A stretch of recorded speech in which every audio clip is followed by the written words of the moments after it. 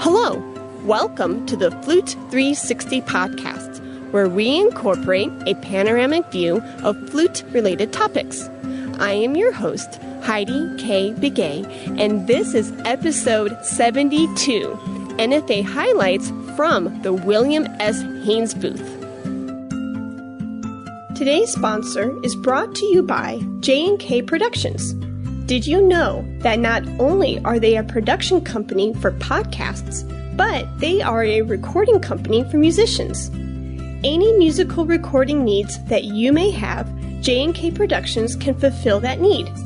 They have all the necessary equipment and expertise to record your next flute recording for college or graduate auditions, competitions, summer festivals, or a flute album. J&K Productions can record any setup imaginable, from solo flute, small chamber, flute and piano, and much more. Consider J&K Productions for your next recording project. Contact them at jkproductions.media. Hi everyone! Welcome to another episode of the Flute 360 podcast. I am live here at the National Flute Association in the beautiful city of Salt Lake City in Utah. And today I have the luxury of spending some time with Dr. Ruth Maurer and Kelley Latshaw. They are with the Colorado Mesa University, and we are going to be talking about funding and a generous donation that was given to the school. Welcome, ladies. Hi. Thank you. Great. Thanks for having us on. Oh, sure. So let's start with you, Dr. Maurer. Can you tell us about the funding and what went into that? Okay. My husband and I provided a large grant to Colorado Mesa to fund the flute program. And we also provided an equal amount to Colorado State to fund the herbarium, but we're not talking about that today. But the point is, we each gave a grant. Okay. To fund a passion that we each have. Mm-hmm. Very different passions, but that's how we are. So, what I was hoping we could accomplish with this grant was to get more of the flute players from the high schools in rural western Colorado, eastern Utah, southern Wyoming, that area, the kids that go to small high schools, to think about coming to CMU to play the flute. Not necessarily major in flute, but come and play in the band, for example, or take lessons from Kelley, or study flute just because they love the flute.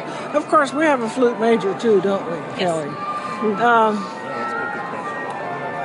Very often those kids want to play, but they don't know that we have a good program at CMU, and it's a good music program. We have world-class musicians. For example, I'm currently, after playing the flute for 68 years, I'm currently studying with a guy from Japan who is a clarinet and saxophone guy. And I study with him and not Kelley because I need musicianship. I don't necessarily need flute technique. Not that you don't teach musicianship, Kelley, but you have your hands full with the students that you have.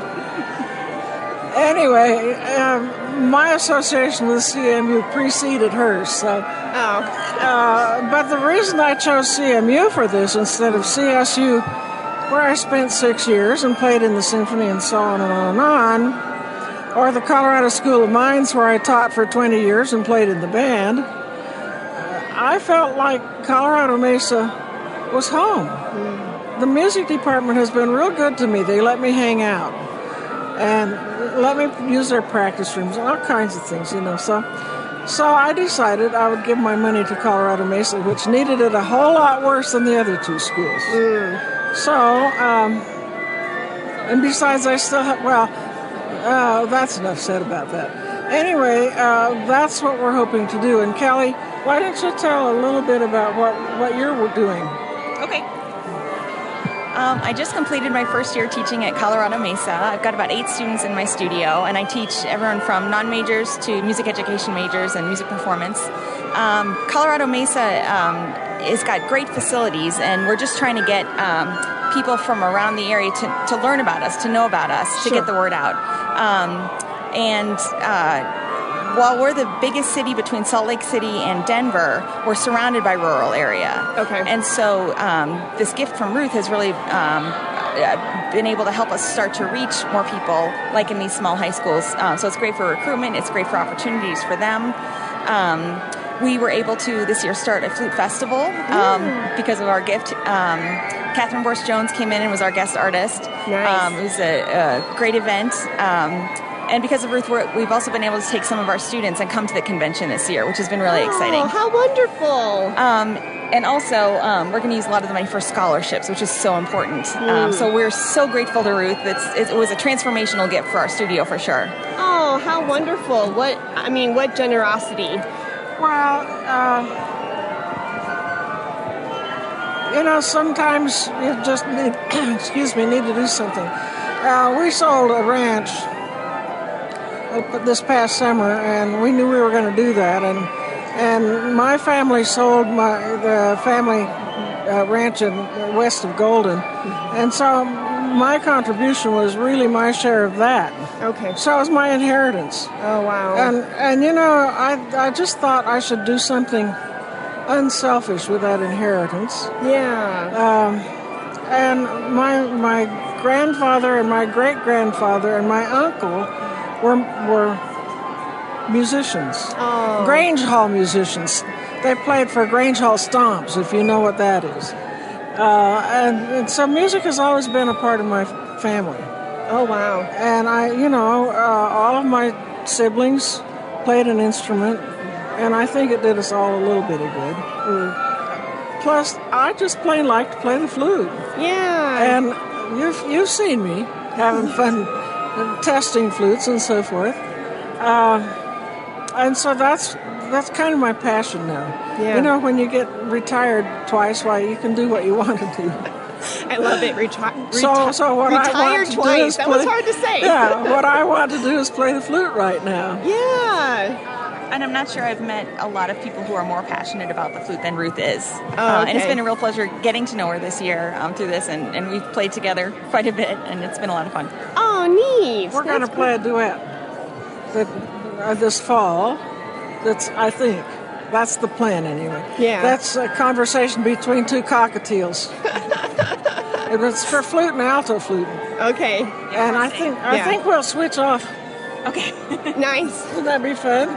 Anyway, so that's the story. But I really hope that maybe this is a pattern for others who can give money to universities. I don't care what university. Yeah.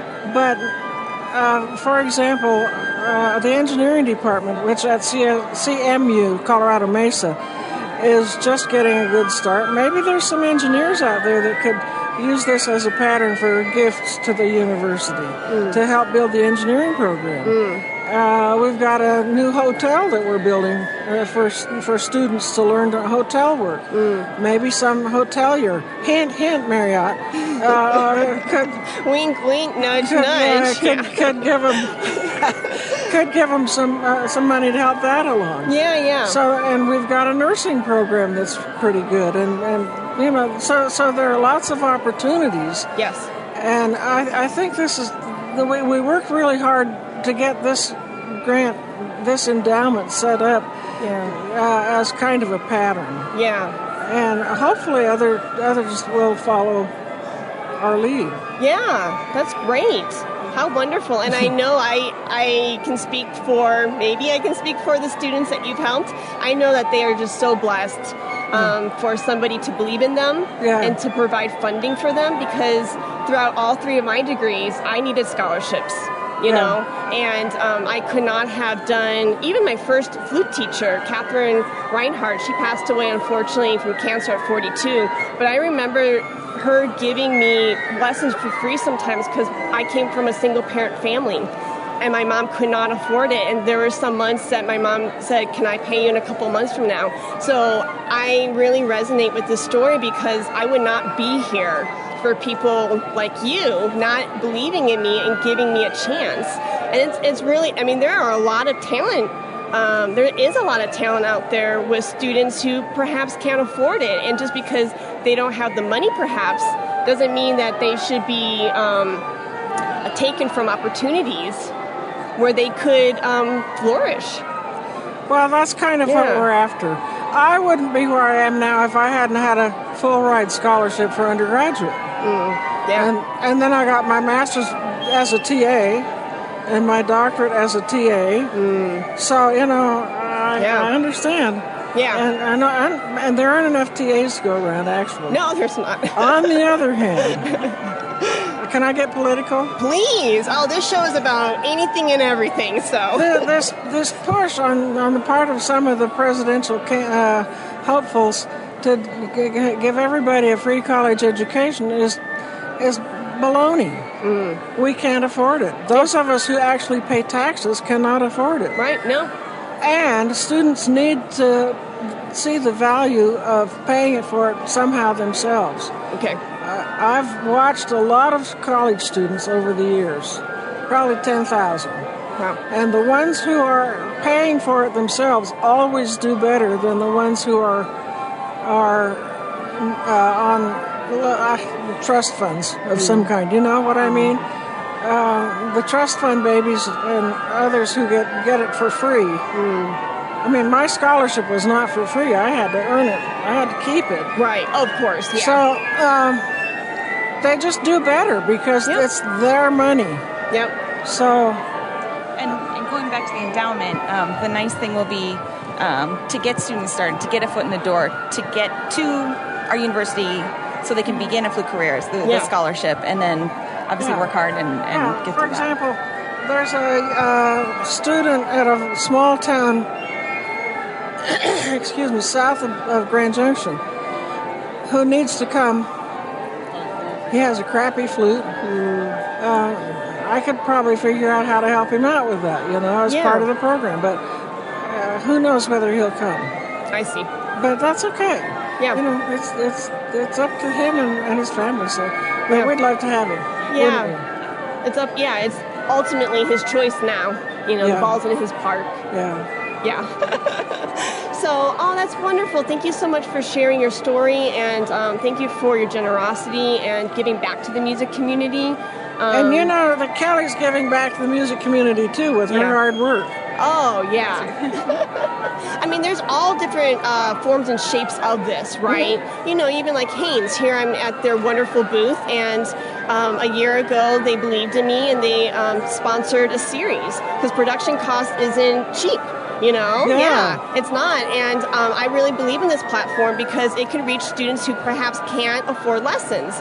Now, I'm not talking about specific repertoire like Lieberman or whatever, but there are gold nuggets and life lessons from people like you that get to share their life experiences that they can apply and applicable to whatever path they choose in music. And maybe, Ruth or Kelley says something and they're like, light bulb. Yeah. And as an educator, that's like everything to me. If something can, if their paradigm can be shifted in some way. So I resonate a lot with what you're saying because I might not have an endowment or a grant or a ranch to sell, but I have a microphone. And so you can give back. So anyone listening, use the resources that you have. You don't have to sell a ranch. That's right. You can find something like maybe pick up your flute student to get to the flute camp because you have a car, or maybe if a student says, I really want to take lessons from you, but I can't afford your $40 an hour rate, if they work really hard and you see that potential and that dedication, then maybe drop your rate down to $35 if you feel so inclined, So there are so many different possibilities for that. Well, and Heidi, the nice thing about your podcast is that it's so accessible to so many people. Oh, yes. So it's a wonderful thing you're doing. Oh, thank you. I really appreciate that. Yeah, we really thank you for getting the word out. Oh, thank you. On behalf of Colorado Mesa University, and of course Haynes. Yes.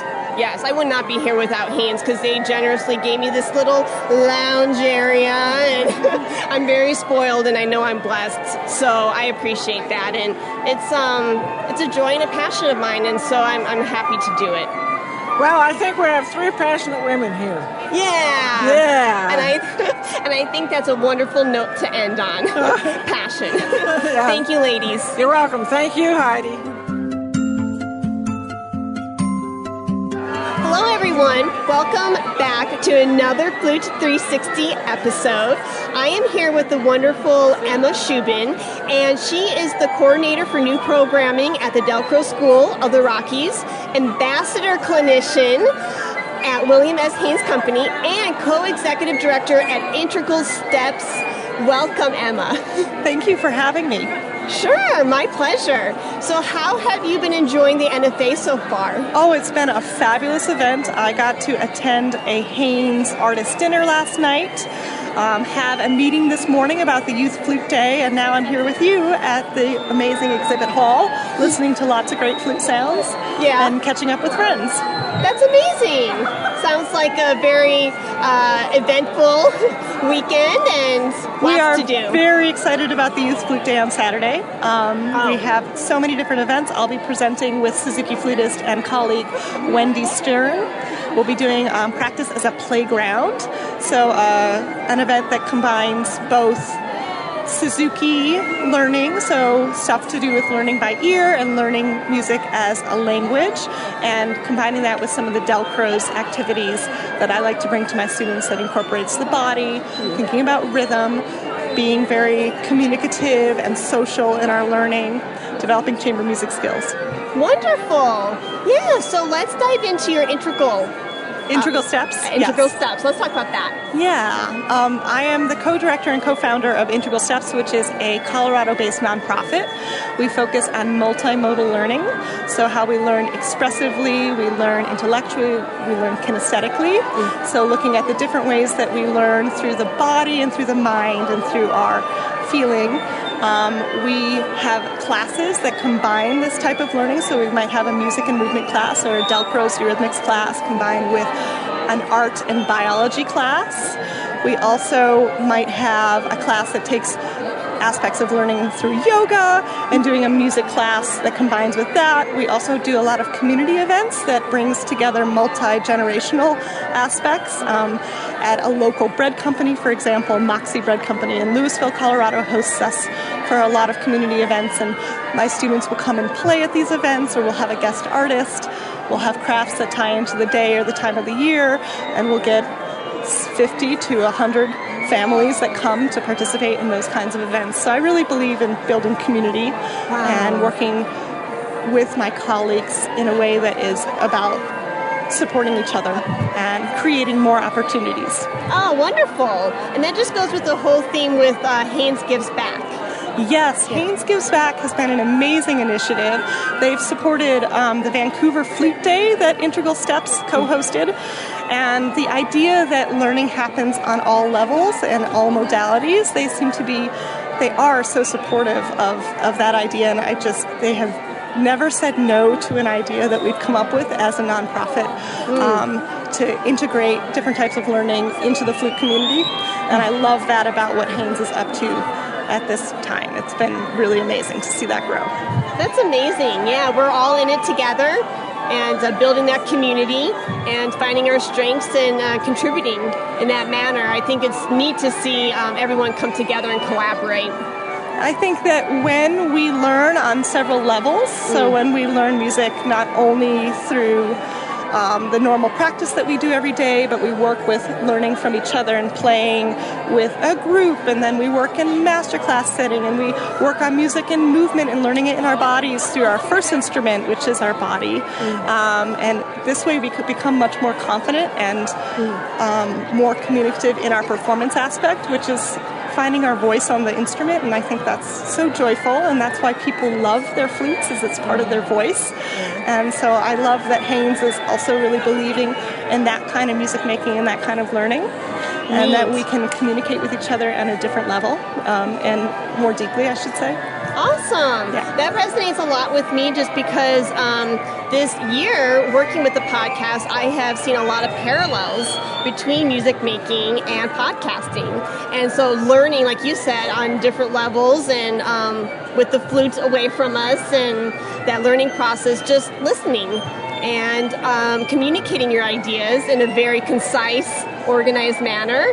Same thing with, what we do with the phrase. And so I'm putting together a series after Haynes' series in August on the parallels between podcasting and music making. So I just had to put that out there just because what you said resonated so much with me on that level. Well, I think that we all are wanting to be more active listeners, whether it's in the form of just communicating with a fellow colleague or whether it's a musical type of communication. And that when we involve more parts of ourselves in that communication, it's more profound. It's something we take away for a long time. Yeah. And I think as a teacher and a performer, one of my wishes is to share my experience of the music in a way that feels really authentic with my audience, but that audience could be a classroom of 3 to 5-year-olds, or that audience could be a community event, a master class, a workshop that includes Dalcros, or a performance from the performance stage. Yeah, I love that. Yeah, that authenticity.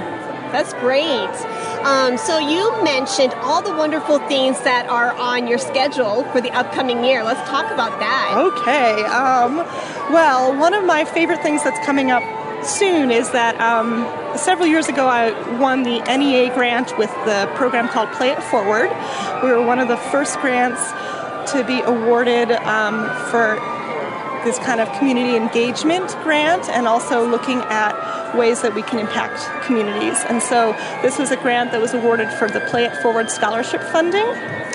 And since then, Play It Forward has grown in the Atlanta, Georgia area, and now we're going to be bringing it to Colorado. Play It Forward is going to be partnering with Integral Steps, and we'll take over most of the running of this organization in an effort to help it grow. Jessica Scher will still be on board with that. She's a wonderful flutist and a wonderful entrepreneur. So we're looking at this idea of music in social justice. So students who participate in the program receive hour-for-hour lessons to their community engagement and their community, what's the word I'm looking for? They volunteer hours with a local nonprofit, and hour-for-hour they are able to trade that for private lessons. Wow, how interesting. And so we're going to expand that format to include families with young children who would also like to receive classes, music lessons. And so in that way, students are engaging with their community, they're building skills, they're becoming more connected, and then they also get to receive hopefully what is really heartfelt and deep education from our teachers and through our nonprofit Integral Steps and through their home private studios. And then they give back later. And what's amazing is that as families are able, what we've seen is they come back and they then give to that program. And amazing. so it really helps pay it forward, but play it forward. And so we're very excited. That's coming up this fall. And then we also have the Haynes.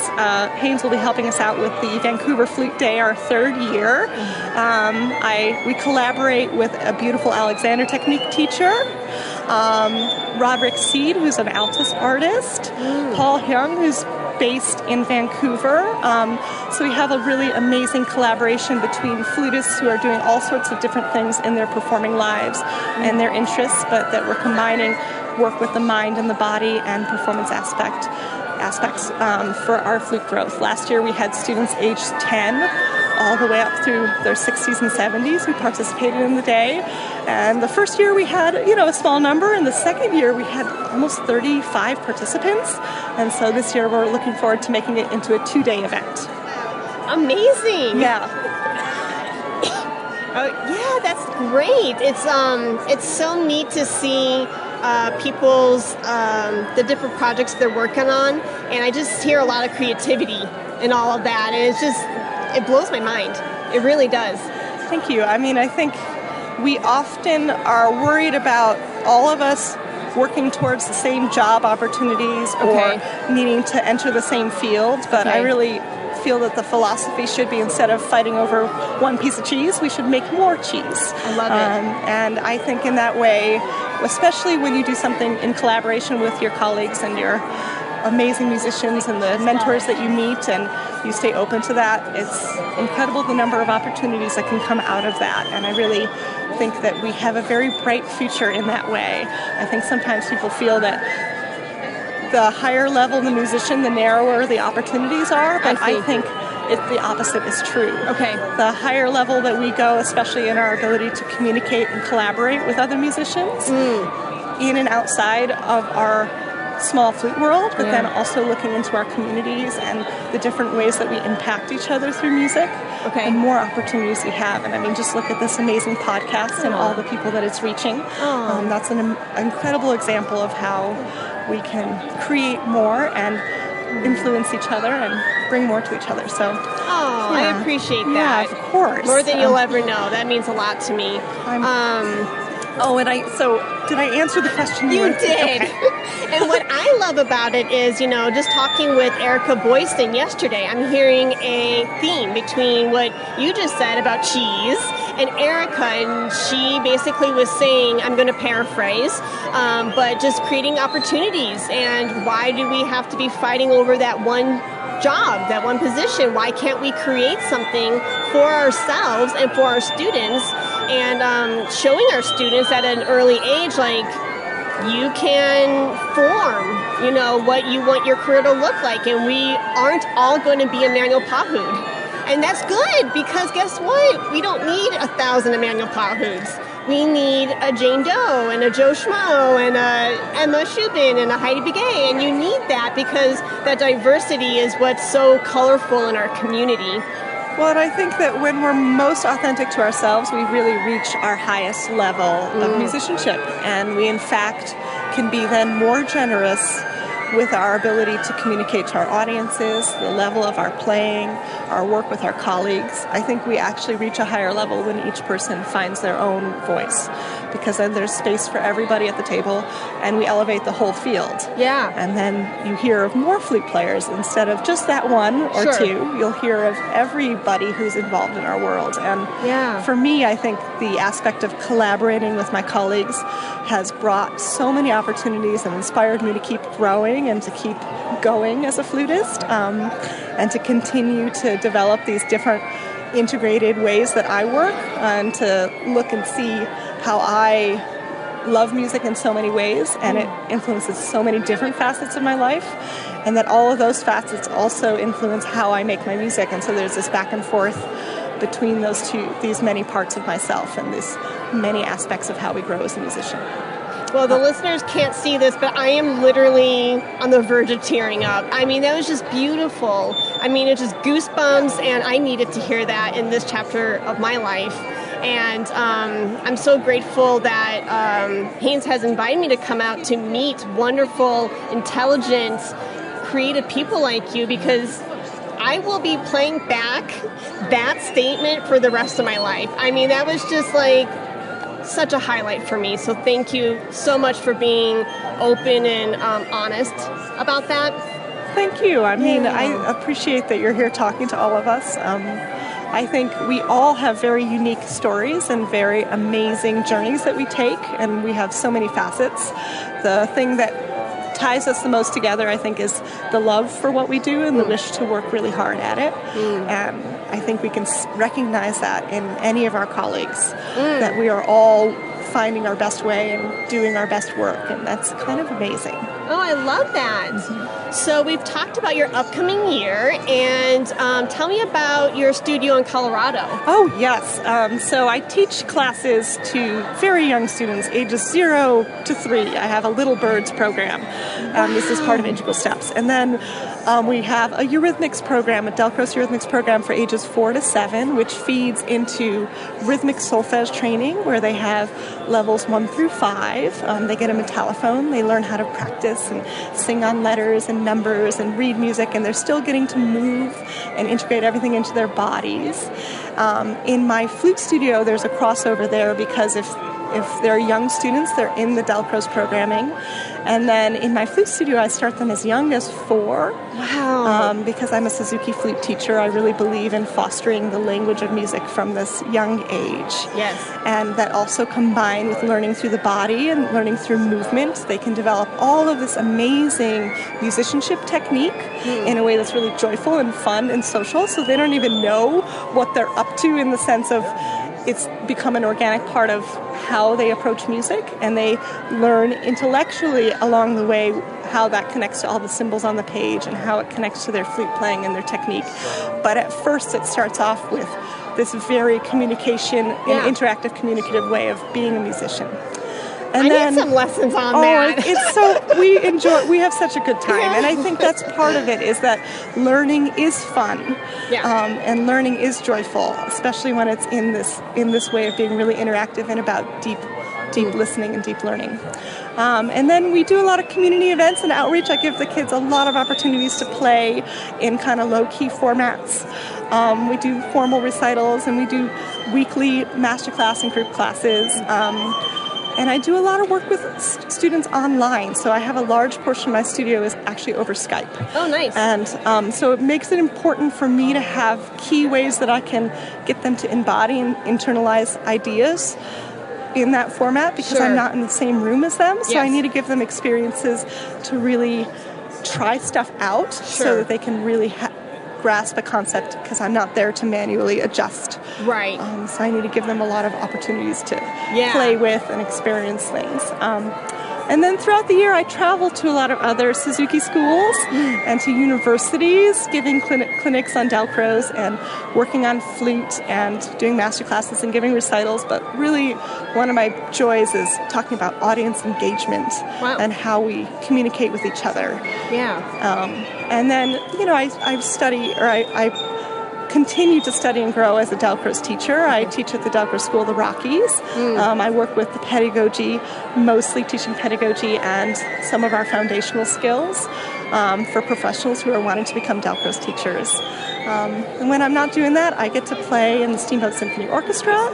I get to collaborate with other musicians. I most recently was in Philadelphia with Dawn Praston, who's an amazing dancer and Delcros teacher, and also plays an old Haynes. And so we were able to give a concert that was looking at Syrinx, one of our most famous solo flute pieces, in silence and in sound. So she had a whole dance that was Syrinx through movement, and then we did a duet version of Syrinx where we moved as well as played. Oh, nice. For the both of us. It was beautiful, and it was really amazing to collaborate with such a deep artist in that way. She's such an expert in the movement field, and she's also a lovely flute player. So that was a wonderful experience for me. Oh, that's interesting. On my master's recital, actually, in 2009 in Louisiana, I played Syrinx, and I collaborated with the dancer, and she was a modern dancer. Wow. Yeah, and there were some elements of traditional ballet, but it was mostly modern. And to see her take such a classic in our repertoire and turn it into this visual was a really neat experience for me.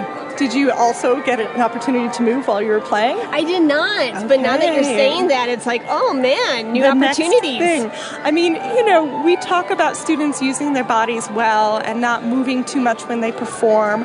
That's often something I hear people give feedback to students, whereas I usually think movement comes out of a reaction of some sort to either internal cues or the environmental cues.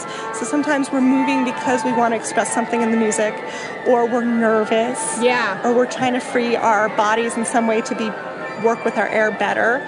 So one of the ways I love to use Delcros techniques is that we can make the movement really mindful and really associate with the music in ways that then when we are standing still on the stage, we can channel all of that amazing work that we've done through our movement into the piece and really communicate something and move our audience. So I have really enjoyed exploring music in that way, because it's changed how I feel as a performer and my confidence from the performance stage. Yeah, that really hits home with me because before I was a flutist, I was a ballerina. And from 2 to 14, I was very serious with my dance, and I had an injury and had to stop. And then luckily the flutes world was open to me and I found a new passion. But it's funny because I was talking about this with Erica, and there's just so many common themes here, and I love it. I'm so glad you're passionate about movement and flute playing, because in my brain, it was Heidi ballerina, Heidi musician. And then later when I had the wonderful opportunity to work with Lisa Garner-Santa, she's all about movements in heightening performance and helping show direction and phrase and things like that. And I was like, wait a second, you know, here I'm in my 30s, I'm like, ding, ding, ding, I've always had that, but I cut it off. And the minute I let that bubble back up to the surface, it was more of a joy for me, and I had more ease on the stage because that was my first art. And putting the two together, I'm like, why did I not think of this? Why did I separate the two in my brain? And it was kind of unfortunate, and I hoped, and I guess I wish I could go back in time, but lessons come when they come, and so c'est la vie. But yeah, so anyways, that's my part with movement and music is having that epiphany.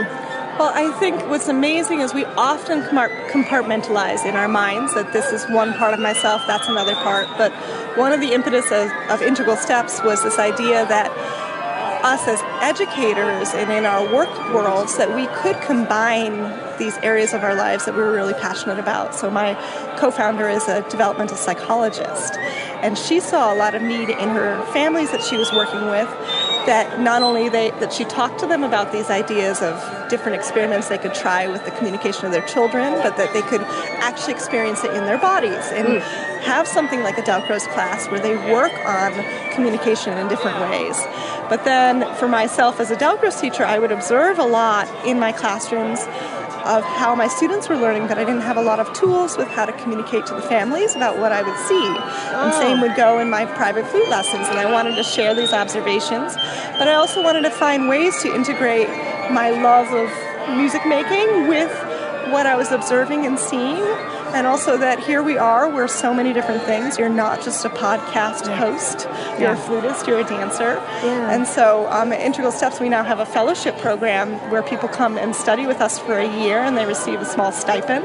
And not only do they get to learn more about how we learn in an integrative way, every person really does, but they get to develop their own pathways and their own programs under that umbrella to receive the support from our organization to really allow their projects to flourish. And it's been very exciting. We just had our first year complete with our fellow is Veronica Boleski, who happens to be a flutist. Oh, wow. And is just a fantastic human. And she came out for 1 year to Colorado, and she worked with us. And then we have our next fellow who also, by coincidence, happens to be a flute player. So I think in our flute world, we are often a jack of many trades. Yeah. And I really want to celebrate that about flutists. And that's once, I was speaking with Lorna McGee about all these different ways that we learn, and she said, it's like having many strings on your bow, having many hairs on your bow. So I think we should celebrate how we really can connect with ourselves, and especially that since our first instrument is our body, and this is always going to be, this flute will just be a metal pipe that comes alive with our use of our air and our use of ourselves and the things that we love. But that's where the magic is. Nice. It just amplifies what's already here. What's already here. Yeah. Absolutely. I love that. So as a podcaster, I have learned a lesson, and that is not to say, oh, that's a wrap, but to give my guests one last opportunity to maybe share a lesson, a nugget, something that you just want to pour out from your heart and share with the community, because I would hate to cut you short. So anything last words? Oh my goodness. Well, I have to say I'm very grateful to be here with Haynes as their ambassador clinician. Yes. It has changed my whole world, and they have been so supportive. I have learned as a lifelong learner and a fan of this amazing music world that we're in, that no really doesn't mean no. No means to find a new way. Got it. And, it's never that people are wanting to be negative if we feel like we're being headed off on a path that we really care about, but we receive some feedback that isn't positive. sometimes that just means we have to find a new way. And so I really want people to feel like, or I would love for people to understand that we support ourselves. We stand on our own 2 feet, and through collaboration and being curious and asking lots of questions and being willing to learn, and especially from our colleagues and from ourselves, and to find our new ways is where something can really expand and something can really start to be fostered and to flourish in ourselves as musicians and as we're on this path as a flute player, whether it's our career or our hobby or a new love of ours. I think it opens doorways into how we learn about ourselves and how we learn about the world around us. For myself, I was a premature baby. I was born 3 months early. Wow. And so the flute really changed the course of my life. Wow. And, that's a story that is my personal story, but it really has informed so much of what I do. Wow. And, there are things that we can't know by just looking at a person or even hearing them or even asking them all sorts of questions in an interview. So I really honor everybody's unique path because it's pretty amazing that we're here and that we get to do this at all. Yeah. And yes, we are a very small corner of a very large universe, but we are very mighty as flute players. So I'm just so grateful that you're having this podcast, and thank you so much for inviting me to contribute. The pleasure is all mine. Thank you, Emma. You are welcome. Thank you so much. Hello, everyone. Welcome back to the Flute 360 podcast. We are live at the NFA in Salt Lake City, and I'm here with a dear friend, Dr. Timothy Hagen, who I've admired for many years. And so I'm so glad you're here. You are a Haynes artist, a teacher, a performer.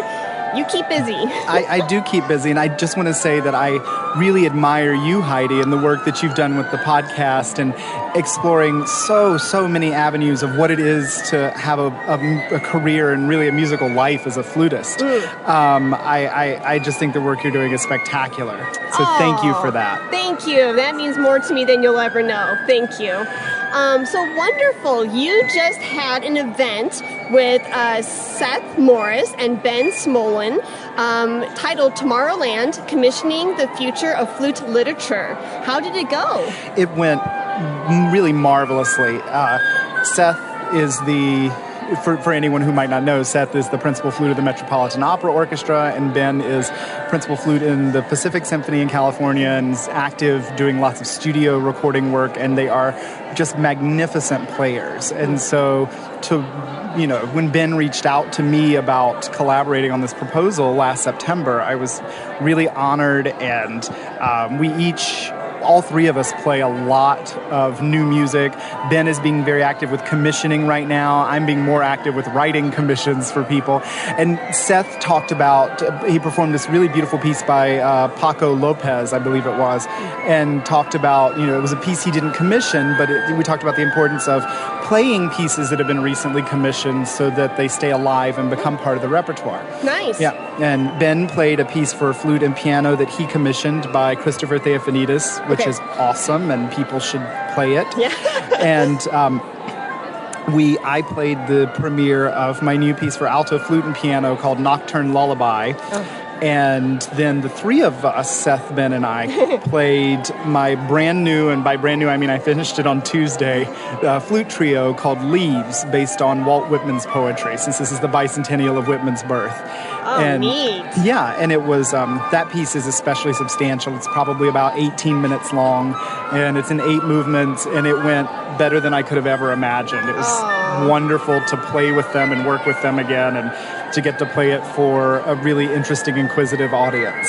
Oh, neat. How wonderful. Very cool. So when you work with, your partners in crime, Seth and Ben, how is the proposal process like? So Ben reached out to me and asked, he wanted to create a proposal around the commissioning of new music, because he believes really strongly that as flutists we have to be active in the creation of the next generation of great flute repertoire. Yeah. And so he reached out to me to ask me, how I would feel about collaborating on a proposal like that. And of course I was very enthusiastic as a flutist and composer, and we thought it would be a great fit between someone like Ben, who is actively commissioning new works every year, every other year for flute or flute and piano, and someone like me who is writing more and more commissions. And so between the two of us, we've been on both sides of that of that seesaw. And then Seth got brought into the conversation as Ben's partner and frequent performing partner, and someone else who really believes in the performance of new music. And we were able, between the three of us, it was just a really symbiotic relationship from the very beginning. It worked quite well. Nice. Yeah, I can just see you guys collaborating very well together, and it being a really great pairing. Yeah, and I told the audience yesterday, there really is nothing like playing music that you wrote with the best players on earth. I mean, Seth and Ben are in this. Oh, yeah. They're incredible musicians on every possible level. Yeah. And, in a situation like the NFA convention, there's very little time to put anything together. And so, they both came, of course they did, knowing their parts, and they had rehearsed together, so they knew how their parts fit together. And so when it came to putting the whole trio together, it was relatively easy. Because not only are they great players and great musicians when they play the instrument, but they understand how to prepare something so that it can be put together quickly, which I think is, in a way, a very it's a different set of skills from operating the instrument. What is that like? They studied. They actually played off the score, partially because I didn't have the parts ready until very late in the game. But I was sending them movements as I finished them in score form, and so playing off the score, really looking at how each of their parts interacted with each other, and then interacted with mine, and so having just an understanding, even if you. It's funny, the first time I heard the piece in its entirety was yesterday. Oh, wow. and I was very pleased with it from a compositional standpoint. But, whether you're a composer or a performer of something that's brand new, you have to engage your imagination as you're preparing it to try and imagine what this is going to sound like. How it's going to sound when your part interacts with this other part that's not here. And they're both very good at it through lots of practice, very good at that skill. And that's what allowed us, I think, to put it together so quickly. I mean, we put together an 18-minute piece in about probably 3 hours of rehearsal, if that. Wow. Yeah, it happened fast. Wow. Yeah, I was just thinking as an educator, like, what kind of gold nugget could we offer from that experience, and how can they learn in the event that they are in that similar situation? Absolutely. And what I tell all my students, and what my teachers always told me, and of course I was resistant when I was younger, as are my students sometimes, I think it starts with practicing off of scores. If you're playing a piece for more than one person, simply practice your part off the score. I tell I ballpark it for my students, spend at least 25% of your practice time on any given piece practicing from the score, so that you're just seeing the piano part or the whatever part as you're playing, and already you'll start to make connections with these other parts that are happening while you're playing, even though they're not present in the room with you while you're practicing. And then as you start to understand more about theory and analysis, you start to be able to make more and more connections in your mind as you're practicing and looking at the full score that will help you when you sit down to play with the full instrumentation. Wonderful. It's just that word imagination and to imagine just really triggered with me. I love that. I think it's so important to have an active imagination as musicians. I think there are people who think of musicians as recreative artists, where the composer is the real artist. They made the work, and then we just play what's on the page. But I don't think that's true at all. I think music is like drama and dance, in that the art is only alive in the moment of performance. And so I feel as musicians, we have to bring incredible amounts of imagination to what we do, to how we want something to sound, to the different options of how something might sound once we've prepared it for, and then, after you get very comfortable with a work, if you want to keep imagining, so that as you keep performing this piece and you want to, whatever it is, like Dutia Sonatine, which I taught this morning for the millionth time, you want to keep expanding your imagination to options of tone color and sound and phrasing that are compatible with what's on the page so that you can keep things alive and fresh. Yeah, because you're not going to play the same thing twice, the same way twice. Right. Yeah, you're just not. Yeah, I mean, it's you wake up every day in a different mood, right? Yeah. And so you want to be able to express all of you through what you're playing. And in that way, you are a creative artist, not a recreative artist, and your imagination plays such a huge role in that. I love that. So since we're on the topic of education, I kind of snuck around your website and saw your blogs. My very outdated website with my old blogs it's one of those should projects. Like, I need to get back to it. I should write more blogs. Yeah. Well, the former Lisa Garner Santa student in me, I hear Lisa speaking through me. I'm a vessel right now. I understand. Don't should all over yourself. She says that? I say that to my students, too. Yes. I say it to usually in the context of a student comes in saying, I know I should be able to play this better and I should be able to play in tune here. And I always say, look, you can should all over yourself, but it's not going to actually help. Yeah. I really think it goes to her yoga philosophy. Yeah. And just seeing and working with her in that regard and her studio. And I was a mess in that regard when I came to her. And I think even the first lesson I got from her, even before stepping into her studio with a flute in hand, we had, as you know, entrance exams. And I thought for sure there's no way I can sign up for orchestra or wind ensemble because it would conflict with the review course for theory, because I thought I did not pass theory. There's no way. And so I carved my schedule out to accommodate that.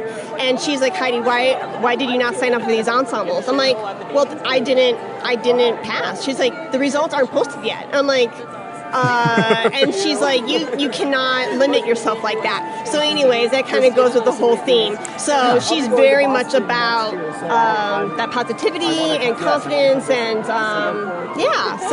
I hear what you mean when you talk about being a vessel for your former teachers. I feel very much the same way. Frequently I'm working and I hear the words of Jim Walker or Marianne Gadigian come out of my mouth. And or the ideas maybe filtered through my delivery system. But and you see it all the time. People, I see it on a micro level with students who are working on repertoire that's challenging them, ideas that are challenging them. They start being scared of the mistakes they could make. And I always say, just make the mistake. Yeah. Just let it happen. Yeah. Then we go back and we dive in and we have, one of my favorite words, process. We process it. We engage in the process of unpacking it and seeing what's really inside this problem.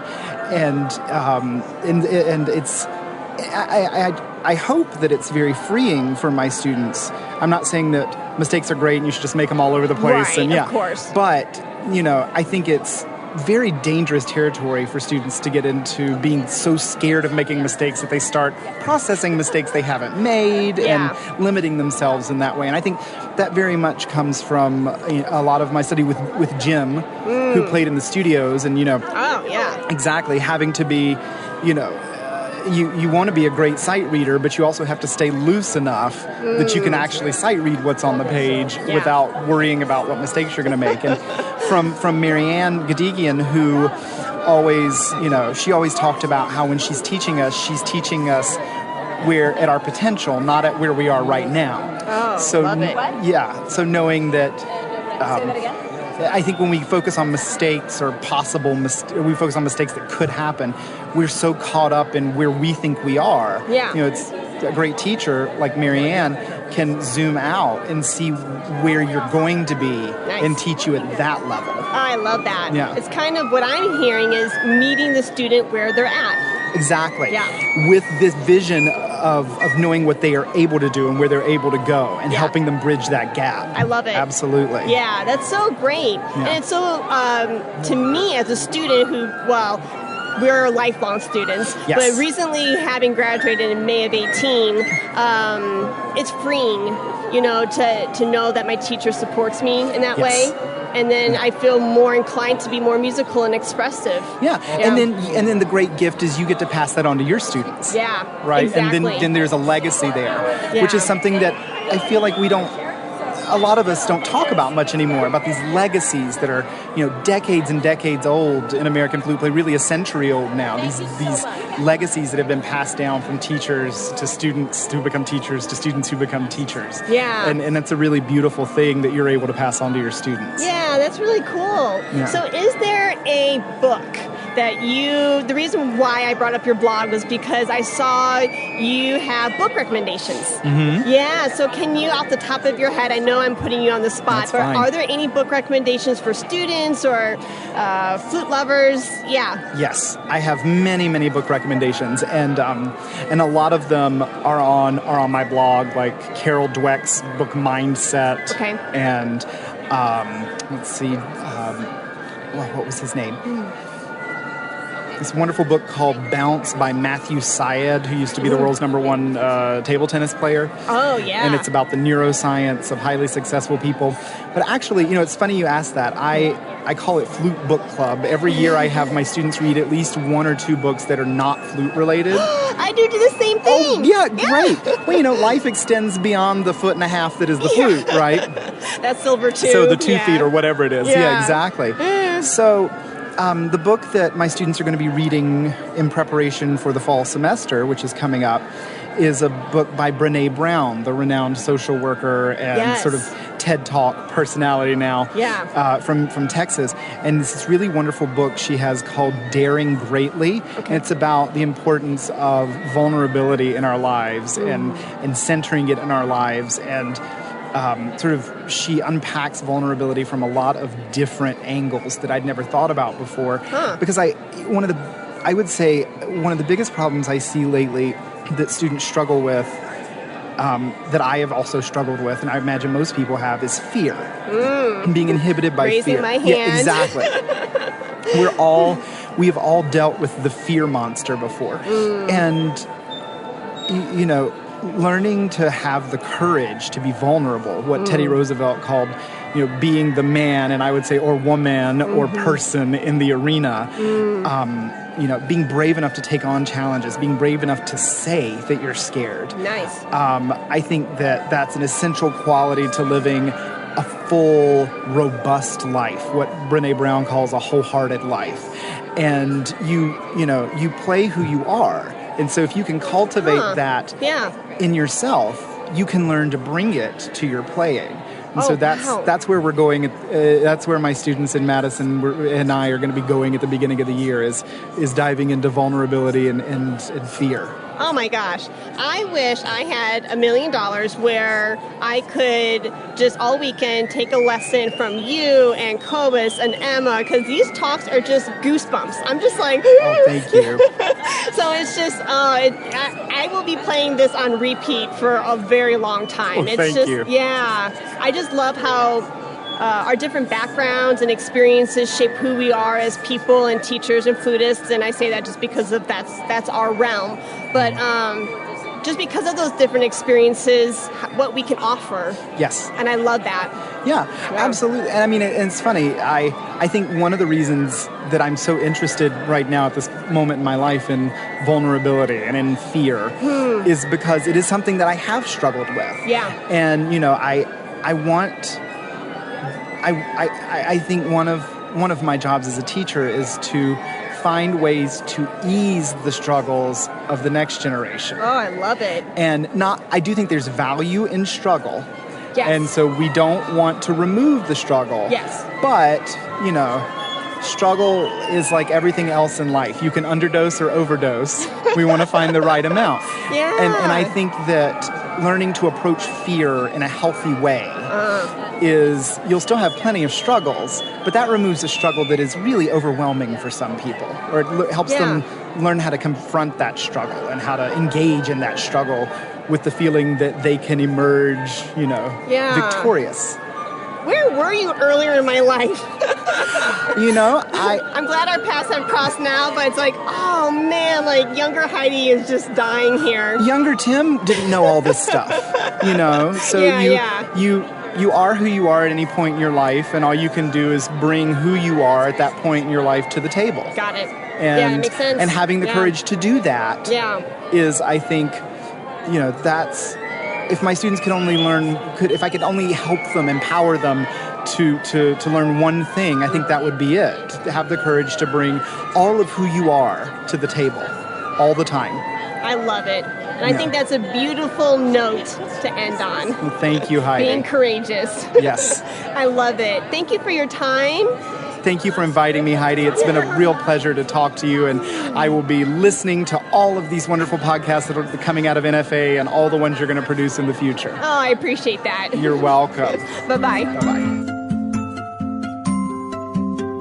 Hi, everyone. Welcome back. We are live here at NFA, and I am at the wonderful Wm.S. Haynes booth with Catherine Boyack, and I have had the pleasure in such a short amount of time to get to know Catherine. She's a dear, a very kind soul, and of course a beautiful flutist. So I can't wait to talk with you and share and get to know you a little bit better. Thank you. Thanks for having me. I'm really excited. Sure. Yeah. So just for the listeners out there, so you can kind of get a taste and see what Catherine's up to at the NFA. She is so busy. Last year, she was the Young Artist Competition winner. And so she is performing tomorrow from 4 to 5, Saturday, the headliner recital. And then Sunday, she has another performance, Elevating Art, the Artistic Listener, from 11:30 a.m. to 12:30 p.m. And so can you tell the listeners what it's been like preparing for these two events?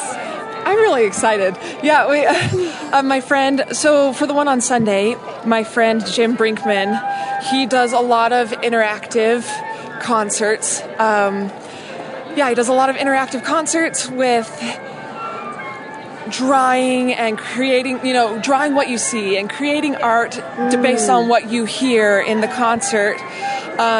So he's been going around and doing a lot of those works, especially in the Chicago area, which is why it's called Elevating Art, because of the L train. So it's going to be a very interactive thing. So people will draw as they listen to the music, and then everybody gets to see all the drawings, and what people thought of, and what people were inspired by in the performance. So I'm going to play the Hamburger Sonata there. Oh, nice. And then the recital, the Saturday headliner recital, is half of it is by two of my mentors. One of them, my professor from Brigham Young University, April Clayton. She's wonderful, and her teacher was Carol Winsent, who is also one of my wonderful mentors. And they're doing a lot of the headliner recital featuring some Utah composer works. And then we wanted to do a 3 generations of teachers and students kind of thing for the last number, so I get to play with them there. And the recital on Saturday morning is, I'm really looking forward to it. I'm a little nervous about it, but excited to share the music with everybody. Not a lot of people know all the pieces. So my goal with I'm really grateful that they let the NFA Young Artist winner do a full recital, because then I got to program everything. It was nice to be able to search this whole last year for. Right after the competition, I got really excited searching for all the right works that I wanted to program, that I felt that I could share it with my playing best, and hopefully people like them as much as I have. Yeah. It's quite the variety of style and length. There's a big sonata that I'm ending with that's a late romantic sonata, and I think people must know it more in Europe. Okay. It's by Max Meyer Olbersleben. It's a bit of a mouthful, and it's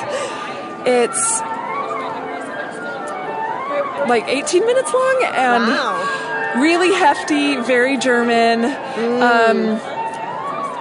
It's really fun. It's really triumphant. It's a very triumphant sonata. So ending with that, but there's a lot of new music there, lots of quarter tone stuff. There are 2 pieces that are just shorter than 2 minutes long, and so and the opening set is also something that nobody I've talked to has heard of it. I don't know the piece. So Roland Revel, Trois Pensées, which means three thoughts. Yes. And it's all the titles are in French, but the composer is actually British. It's almost like if art songs were written for the flute. So there's some flutey stuff in there, but it's so melodic. Just a set of three thoughts. And they're charming. They're just absolutely delightful. So hopefully, and it's most of the repertoire is fairly accessible to play as well.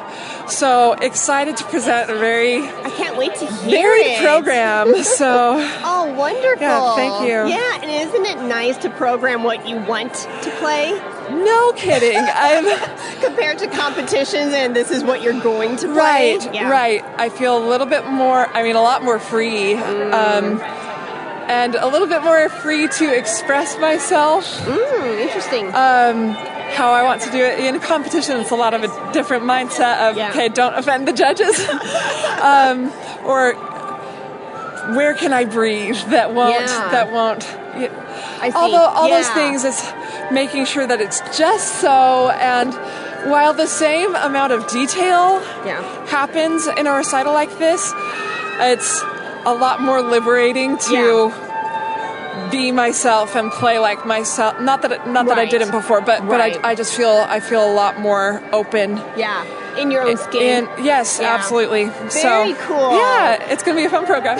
So we're going to get a little vulnerable here, and I think you're willing to go into this area with me. You mentioned a few minutes ago about I'm excited but a little nervous for my Saturday performance. Can you tell me what you do with, because Young Artist Competition last year, that's a lot of pressure. With anything with degree recitals, with orchestral auditions. This can trickle into a lot of different arenas.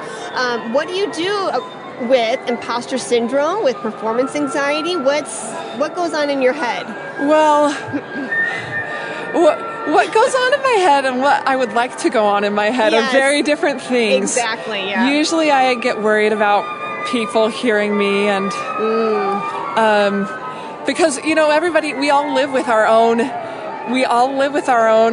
inconsistencies in our playing, in our preparation. We're the closest to any mistakes that happen because we're the ones practicing all the time, So we hear that and think, oh no, oh no, everybody else is going to hear that.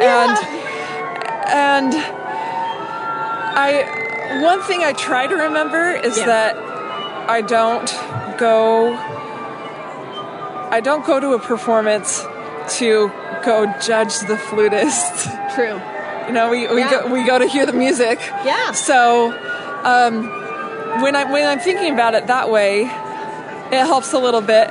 Obviously, I can tell my friends this all day and say,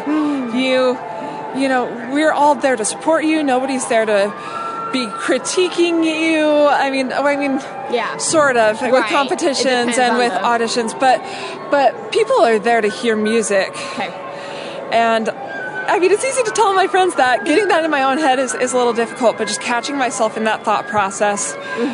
It's being hyper aware of my thoughts has been an interesting process over the last little while. And I'm just starting to identify when I say something that is going to perpetuate the anxiety. And I think, wait, how do I word this? Sorry. No, you're fine. 90, if we usually say, okay, I'm going to do this, I'm going to get it all right, I hope I get it all right, I hope every little detail falls into place. And we want to play, of course we all want to play at 100%, but mentally that sets up an expectation. That's so high. And it's like, when have I ever had a perfect performance? Never. Not once. So I'm getting used. Yourself. I'm getting used to the idea of mistakes. Of maybe it's a finger thing. Maybe there's some tone things. that don't quite go the way I want them to. Maybe I get nervous and I sound shaky.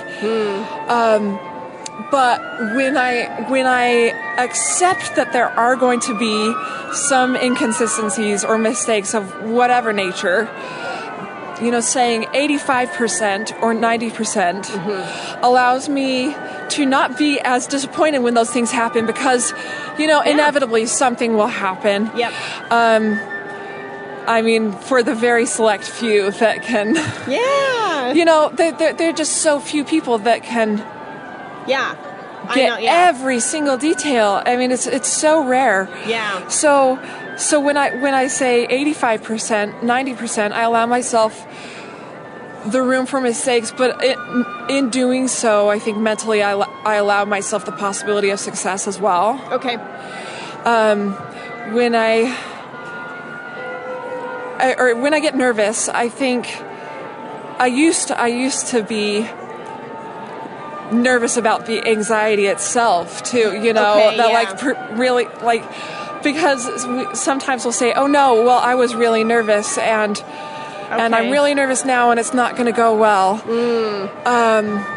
And when we identify the nervousness and say, oh no, we don't allow ourselves the possibility of using that or dealing with the nerves to succeed. Yeah. We set ourselves up mentally for what we inevitably think. Yeah. What we think is going to be a horrible performance because we are nervous. Yeah. So I think acceptance of the nerves has been a really big thing for me, and saying, well, okay, I'm nervous, so okay, that's there. Yeah. That exists. Yep. And then just moving forward, because when I say, oh no, I'm really nervous, it's going to prevent me. We don't know that it's going to prevent you from doing what you want to do and playing how you want to play. Yeah. We just think it will because it's an uncomfortable feeling. Okay. So I think if we just I don't know, it's air quotes. a lot easier said than done, obviously, but right. when I think about it that way, that the nerves exist and they're just a part of it, then that acceptance gives me closure. Okay. As I perform, rather than saying, oh no, I'm nervous the whole time while I'm performing. That takes up all the space for my music that could have been there, so I think accepting it and saying, okay, I'm nervous, and then mentally, as much as we can, giving that closure and just saying, okay, it exists, it's there. Nice. Rather than worrying about the nerves messing up our things, because that way you're allowing yourself to succeed with the nerves. So that has been freeing. Very freeing. The possibility of success, even when something goes wrong. Okay. Is so catching myself in the mental patterns that don't promote mental success, even with nerves, has been really big. If when I do focus on the fact that I'm nervous, and then you're too caught up in it, and you can't be as expressive as share like as much. Yeah. So when I say get closure on the nerves, obviously that's a difficult thing to do, but it's less of a pushing them aside and more of a They're here. More of an acceptance that the nerves happen. Because once I learn to just be okay with the nerves being there. Sure. Things got a lot better. Nice. Rather than saying, oh, I can't get nervous for this performance. And obviously there are some things about performance anxiety that can disrupt us mentally or physically in a performance, but the more we worry about their presence, the harder it is to deal with them. Okay. Yeah. So that's something I've been focusing on a lot lately. Yeah. And I still get nervous literally every time I perform, but the acceptance of that has been really important for me, because 3 years ago, I could barely get up to play. Yeah. I'd have a full-on panic attack. I'd be shaking and I wouldn't follow through. Like any master class, I would go later in the class, or I wouldn't play at all just because it was so overwhelming. Yep. So I mean, it's been a process, and it's still going to be a process for a while. Yeah. But I empathize, sympathize with that 110%. Right. It is a thing. Mm-hmm. And I guess for me, because I just recently competed in Romania, and I was fine in the green room 30 minutes before. Then they walked me out to the door, and I saw the stairs down to the stage, and I was like, can I run? Can I live? Can I just be like teleported out of here, please? Because like, you know, the shaking, and it's overwhelming. And so I'm like, no, I'm going to put on my big girl pants. I'm going to go out there and be courageous. And, you know, things happen, but there's some great musical moments too. And, but I think what I'm hearing from you, and I guess where I'm at as a musician, is understanding like, okay, yes, nerves, you're here. And like reading these things, like I'm reading right now, Brave Athlete by Dr. Marshall. And like, it's a great book. And reading these things and knowing this, but actually like practicing it. Yes. That's where I'm at. Oh, it's so hard. Yeah, it's so hard. It's easier said than done. So always. That's where I am on that line of like, yes, I know intellectually this. Yes. But then actually like integrating it into my being. Me too. Me too. Yeah. It's a whole new level. So, it is. Yeah. It is. Yeah. There have been some things that have helped me put that into practice. Yeah. And they're kind of cliche things, but the breath, always coming back to the breath. Yeah. When we're shaky, it's always good to be, you know, the best thing you can do is come back to the breath and be grounded and fill your blood and everything, you know, put some oxygen in your body. When people are in distress, the first thing to go is the breath. Right. And then our tone for flutists is just shot. Right. Yeah. Right. So as an anxiety thing in general, breathing. Yeah. The thing that has been really helpful for me, there are two things: the alternate nostril breathing, where you breathe in one nose with in one nostril with the other, right, with the other nostril closed, and then switching, and then breathing out the other nostril, and then breathing in, and then switching over again, breathing out on the other side.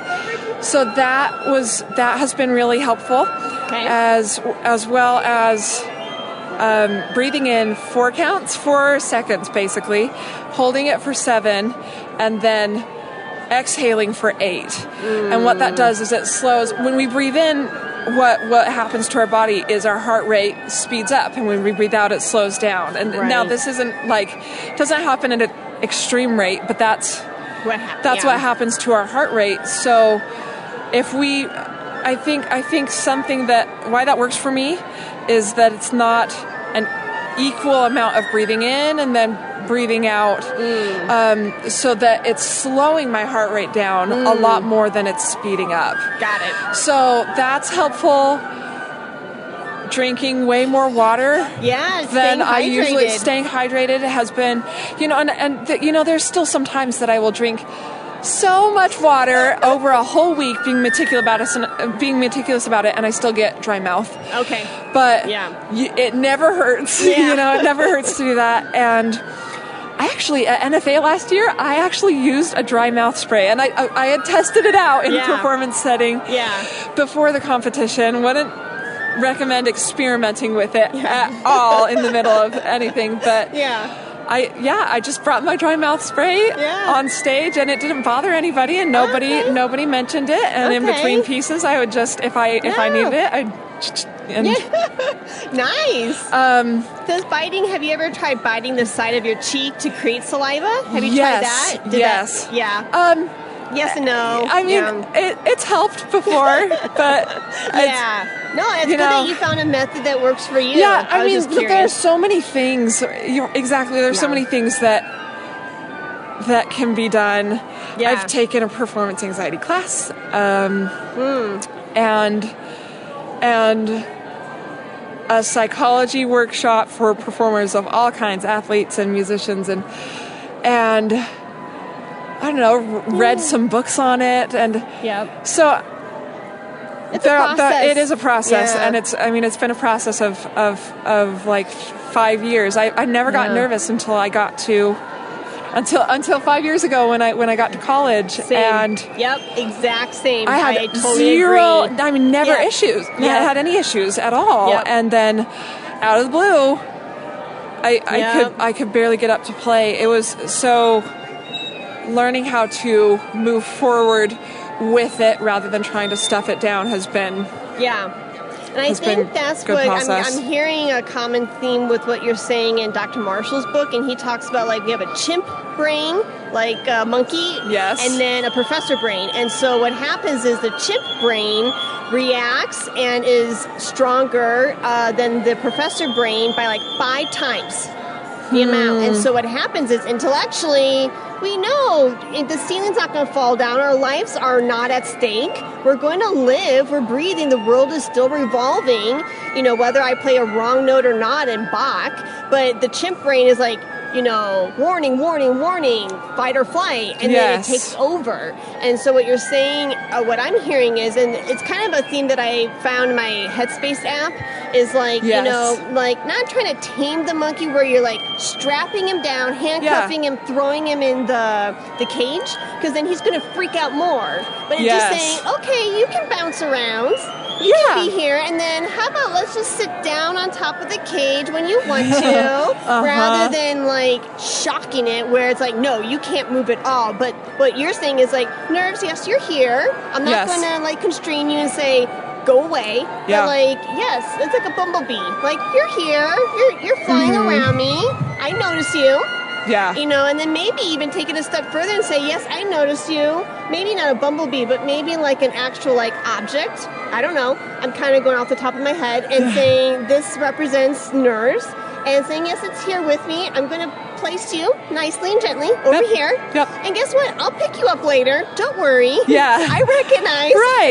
Right. You will have your attention at some point, I'm sure. But yeah, finding that and finding what works for you. And as a teacher, a lot of it, and I'm sure you know with your students, is finding the right words that trigger something in that unique individual. Yes. Because what I can say to Joe is going to be totally different than Jane. Yes. And then you're just like, I'm being creative with that. Absolutely. Yeah. Well, something that has helped as well, I mean, you mentioned the Headspace app. Yeah. So I also have a little meditation app, and so I use it like always the day of a performance. I'm trying to get better about using it regularly, but something I've always noticed in meditation is it's a process of observing your thoughts without judgment of them. Okay. They always say if there's a thought, let it be there and then let it go. Just observe it as it comes and goes. Yeah, like clouds. Yeah, truly. Yeah. It's a great. I think that's a great analogy for performance anxiety, and really why it's so helpful. Meditation can also be so helpful for performance anxiety because most meditations I've ever done are always saying if you're thinking these things, then don't try and put it away. Just observe it. So that's also been really helpful. Oh, cool. Yeah. And going with the cloud analogy and piggybacking off of what you're saying, just like if you think or see the thought as the cloud itself, it's in the sky and there's a lot of blue. So thinking of the space around the cloud. Yeah. Isn't that absolutely, cool? Absolutely. Yeah, I like that a lot, actually. Isn't that cool? Yeah. Yeah, and just like, there's your thought, and we dwell so much on that cloud, but there is a lot of extra space around it. Absolutely. Yeah. So I love that. And I just love how honest and vulnerable you are about this, because I know sometimes this among the professional world can be a little taboo to talk about. And I don't like that. Me either. No, it's an important thing. When people this year would say, oh, you're the Young Artist winner, and, they think... we think these professionals or competition winners are just these untouchable They're on these pedestals, and we're like, I can't obtain that. It's like we're all human, though, you know, and it's not like, you know, when people say, you never look nervous, it's like, well, if I told you what I was like 3 years ago, you probably wouldn't believe me, you know, and it's like, I wish it were not as, I wish it were not as taboo as it is. Sure. Because I think most people deal with this kind of thing. Yeah. I'm surprised by people who don't deal with it. Yeah. Or I think maybe they feel less than for some reason to acknowledge that or to even admit it. Maybe they're more introverted and they don't care to share that with people, and that's totally fine. To each his own or her own. But I think if we are honest with ourselves and our students, because like I've had teachers before, they're like, I never get nervous. And I'm like, well, then what's wrong with me? Yeah. You know? Oh, absolutely. And then you think, am I the only one? Mm-hmm. And then you freak out even more because, I don't know, you look up to your teachers. Absolutely. You know, and I think we don't have to go, like as teachers, we don't have to go into the nitty-gritty and talk about very personal, private moments at all, but we can make a blanketed statement like, yes, that's a thing. Yes. I deal with nerves. I'm still dealing with nerves. And I think even just stating that two-liner thing could mean the world to a student, just saying, oh, you're like me. Yeah. The most rewarding part of having a private studio right now is when my students come to me with these questions, or when I can tell that they're really nervous and I can say, hey, guess what? I've actually been there. Yeah. That's really helpful. Yeah. Working through it now. I mean, it's going to be a long process, but as I learn more, that I can share more with my students, and as I learn more from other people who have been through this whole thing as well, it's a lot to share. So well, your students are so blessed to have you as a teacher. I love them. Thank you. And don't we learn with them so much? I am so much a better player because of my students. Yeah, it's amazing. Yeah. And even like what I found as a teacher is like what I believe in and what has helped me as a performer, and kind of like what you were saying, like I've been there, then you start communicating and getting concise with your thoughts and selling what you believe, and then it just comes back to you in your practice session and you're like, oh yeah, and I don't know, it's just a beautiful relationship to bounce off of each other. Absolutely. Yeah. Yeah, it's very fulfilling work in that way. That they almost, I feel like they almost learn. I learn more from them than they learn from me sometimes. Because, well, with a bunch of different younger students, they all have such different styles of learning. Yes. As well. Yep. And so figuring out how to communicate something and the right words, you can say 50 different things and then the 51st will click for them. Yeah. Within the same concept.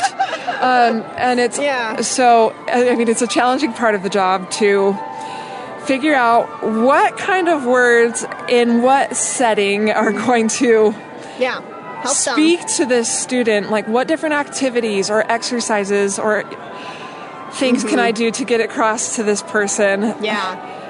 Yeah. The psychological side of things. Oh, absolutely. Yeah. And then the different ages. That's also a challenge, but it makes me, it makes me a better teacher to have such a wide age range in my studio. I've got some 20-year-old students. Nice. And I have a 6-year-old. Oh, it's very different. Yeah. Not just the level of pieces that we're teaching, but how to speak to them. Yeah. How to engage them. Yep. So that, and how to have it all make sense for them. Yeah, because, I mean, a 6-year-old or a 6th grader, maturity-wise, is totally different than a 40-year-old. Exactly. And so you have to change hats. Adjust a lot. Because if you talk to the 60-year-old as if they're, 10 years old, they might not sign up for lessons anymore, and vice versa. But yeah, that's wonderful. Yeah. Yeah. I love it, though. I love the job. I can tell. Yeah. I wish this was visual so you can see Catherine's beautiful smile illuminating across her face. But I wish you all the best. Oh, thank you so much. And everything you do. And, of course, this upcoming weekend. And I know you're going to be auditioning. And you have a busy year of, stuff up ahead. Yeah. I'm so thankful for your time and your talents. Thank you so much for having me. Yeah, pleasure to talk to you. Thank you, Catherine. Yeah. Hi, everyone. Welcome back. We are live at NFA in the wonderful city of Salt Lake City in Utah, and I am here with the extraordinary Brook Ferguson, who is the principal flutist of the Colorado Symphony and River Oaks Chamber Orchestra. She is also founder and director of the Bel Canto Flute Academy in Denver, and she won first place in the 2009 NFA Young Artist Competition. Welcome, Brook. Thank you. It's nice to be here, Heidi. Great. Yeah. So you had a busy and are having a busy NFA weekend. Tell the listeners, please, the events that you are playing in and presenting. Well, I've been really fortunate this year to have 2 performances. I was performing on the Wonder Woman concert yesterday. It was a concert program that was featuring all female composers. And on Saturday, I'm going to be playing on the Monumental Matinee, which is a really kind of a combination of miscellaneous pieces, but all great works. And I'm looking forward to that very much. Awesome. Yeah. I just can't help. I was listening, I promise. I just can't help get over your beautiful necklace and earrings. Oh, thank you. They're gorgeous. This was actually a gift from Alberto Almarza, my teacher at Carnegie Mellon, from Venice. It's Venetian glass. I was going to say, it looks like Venetian glass. Yes. Yeah. Beautiful, about 4 years ago, I went to Venice, and I got some Venetian glass earrings. I could not afford at the time a necklace to pair with it, but they're beautiful when you hold it up to the light. Yes. You can see it dancing, the colors. Yeah, it's really, really pretty. I accidentally dropped this a while ago, and there's a tiny little hairline crack in it, but you can see it. It's amazing. Yeah. But anyway, What do the Japanese say about cracks, like in a pottery or a vase? Oh, the imperfection that makes it perfect kind of idea. They fill it with gold or something. Yes. I love it. Yeah, me too. It's special to me. So. Oh, it's beautiful. Yeah. Very cool. So let's talk about, you mentioned your Wonder Woman events. What was the turnout like? How did it go? What was the proposal process like? Give us your, elevator pitch about it. Well, the proposal process for NFA is something that I'm still figuring out. Okay. I normally will just send in ideas about recital programs that I'm playing throughout the concert season and hope that something sticks. Okay. So I think this was really their doing in terms of turning it into a Wonder Woman concert. I think my work was I Will Not Be Sad in This World by Eve Buglerian. And I love playing that piece, and I did it quite a bit. Last season, I gave about 3 solo recitals, one in Houston, one in Colorado Springs, and one in Denver. And I wanted to do something a little different, and I'm all about inclusion in my programming. I feel as if Western classical music has not been kind to women, and just historically speaking, in terms of inclusion and recognition, even down to the level of, history books and what's included and what's not. And I have a special connection with this topic.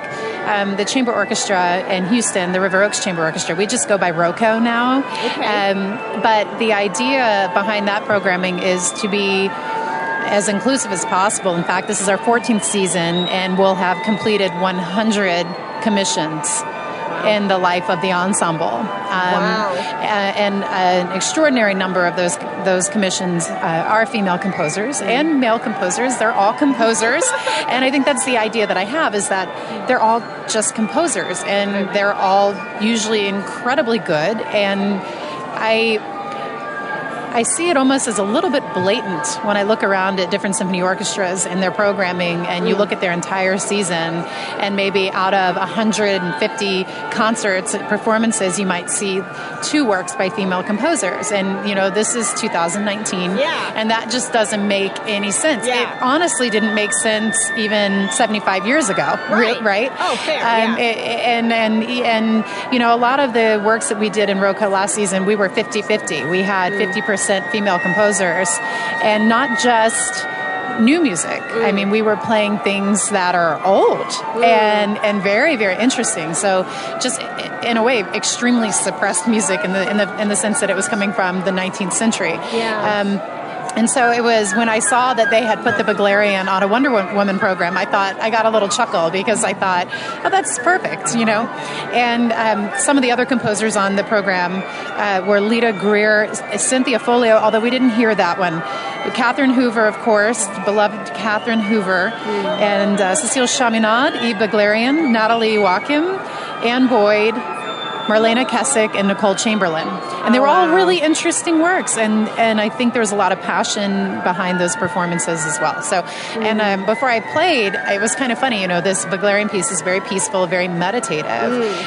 It's about the Armenian troubadour, and his name's Sayat Nova. And there's a wonderful movie called The Color of Pomegranates, which is a very artistic, very confusing movie, but very vivid. And I can see the images of it right now as I'm talking to you, because they were that vivid and memorable. Wow. But it's all about the dye that they use to make the rugs and then there's this love story that's happening.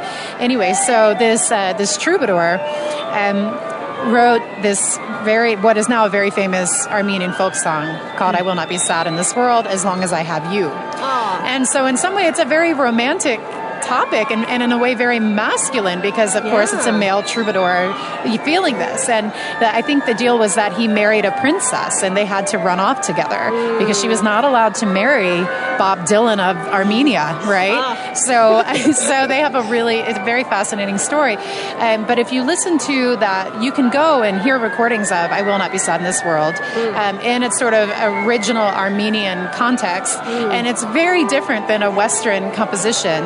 And what Eve Buglerian did was put a 4-part vocal track of her, basically overdubbing her voice, and most beautiful centered pitch, very, very beautiful, kind of a drone, but it has a little bit of electronic effect on it, like almost like a bit of glitter or something, and a little bit of distortion, and then it's alto flute, so it's very deep and very relaxing. Everyone was saying they're so relaxed. I was thinking that's the last thing I was. But when I got up to introduce the piece, I didn't speak nearly this much about it, but I love the piece. I just said, it's high time that we don't have to have concerts called Wonder Women. I mean, the last I checked, enrollment at conservatories for composition was pretty even, and why we're not seeing this translation into the fabric of our mainstream programming is you can't deny the implication of that. It's blatant. And so I think women just need to continue to make their own tables and create their own opportunities and make sure their voices get heard. And during the introduction, that was my point. I mean, I'm glad we have this concert, but for heaven's sakes, look at 80% of the other programs that are all male, maybe with one female composer. It's like we have to do more to make sure women's voices are heard in music and everywhere else in the world right now, right? It's a difficult time. It is. And that was another thing I said. It's a difficult time. It's an uncomfortable time. And if it's comfortable, that means we're not really doing the work that needs to be done. We're right? not pushing forward. Yes, we have to push. Absolutely. I'm here. Yes, exactly. With my confident pose. Power pose. And and that's the thing too, is that I think there are so many expectations of behavior in terms of being a strong woman. That it's like there's always a conflict built in everything, but that's another story. I don't want to go down that rabbit hole, but I think it was a remarkable program, and I think that there should be an effort by all of us whenever we're playing a recital to make damn sure that we're including female composers, especially if we're women. Hello, right? Yes. So we don't need to sell that snake oil anymore. Yeah. We're in the 21st century. That's right. Let's get with it. That's right. Yeah. Let's help these women, these female composers, pay back some of their college loans, right? Yeah, exactly. Yeah. Okay. All right. Shoo. I'm getting all fired up. No, good. We need fire on the show. We need passion. Yeah. And I'm all about it. Even just introducing the piece, I started my blood pressure. I could just feel my blood pressure rising, and then I have to click, the key. I have to hit the keyboard to turn the track on. And as I'm going to hit the enter button, my hands are shaking, and then I have to be like, oh. I felt it's related but not related. I teach in one of the in different Texas high schools, and I passed by one time during a passing period of school was in session, and I heard a male say an classy word to a female, and I stopped. The same thing. I felt my blood boil. Oh, yes. I turned around. I was like, I'm going to be the most professional, kindest way of approaching this. But, I know that feeling of let's talk about this. Right. Because that's not okay. Right. Yeah. Good for you. Yeah. Oh, absolutely. And good for you. Thanks. In the 5 minutes I met you, you are a strong woman. I've had a lot of strong women in my life. I've had, my mother raised 3 girls by herself, essentially. Wow. I mean, my father is involved, but she was the provider. Yeah. And she did all the things and then all the things, right? Wow. And my grandmother was an amazing woman, very sarcastic, very strong-willed. And so we just have this incredible, strong female energy in my immediate family. Okay. But also I had great mentors, right? Yeah. I mean, my first, real master teacher was Dorio Dwyer. Yeah. Dorio Anthony Dwyer. I can't leave that part out, right?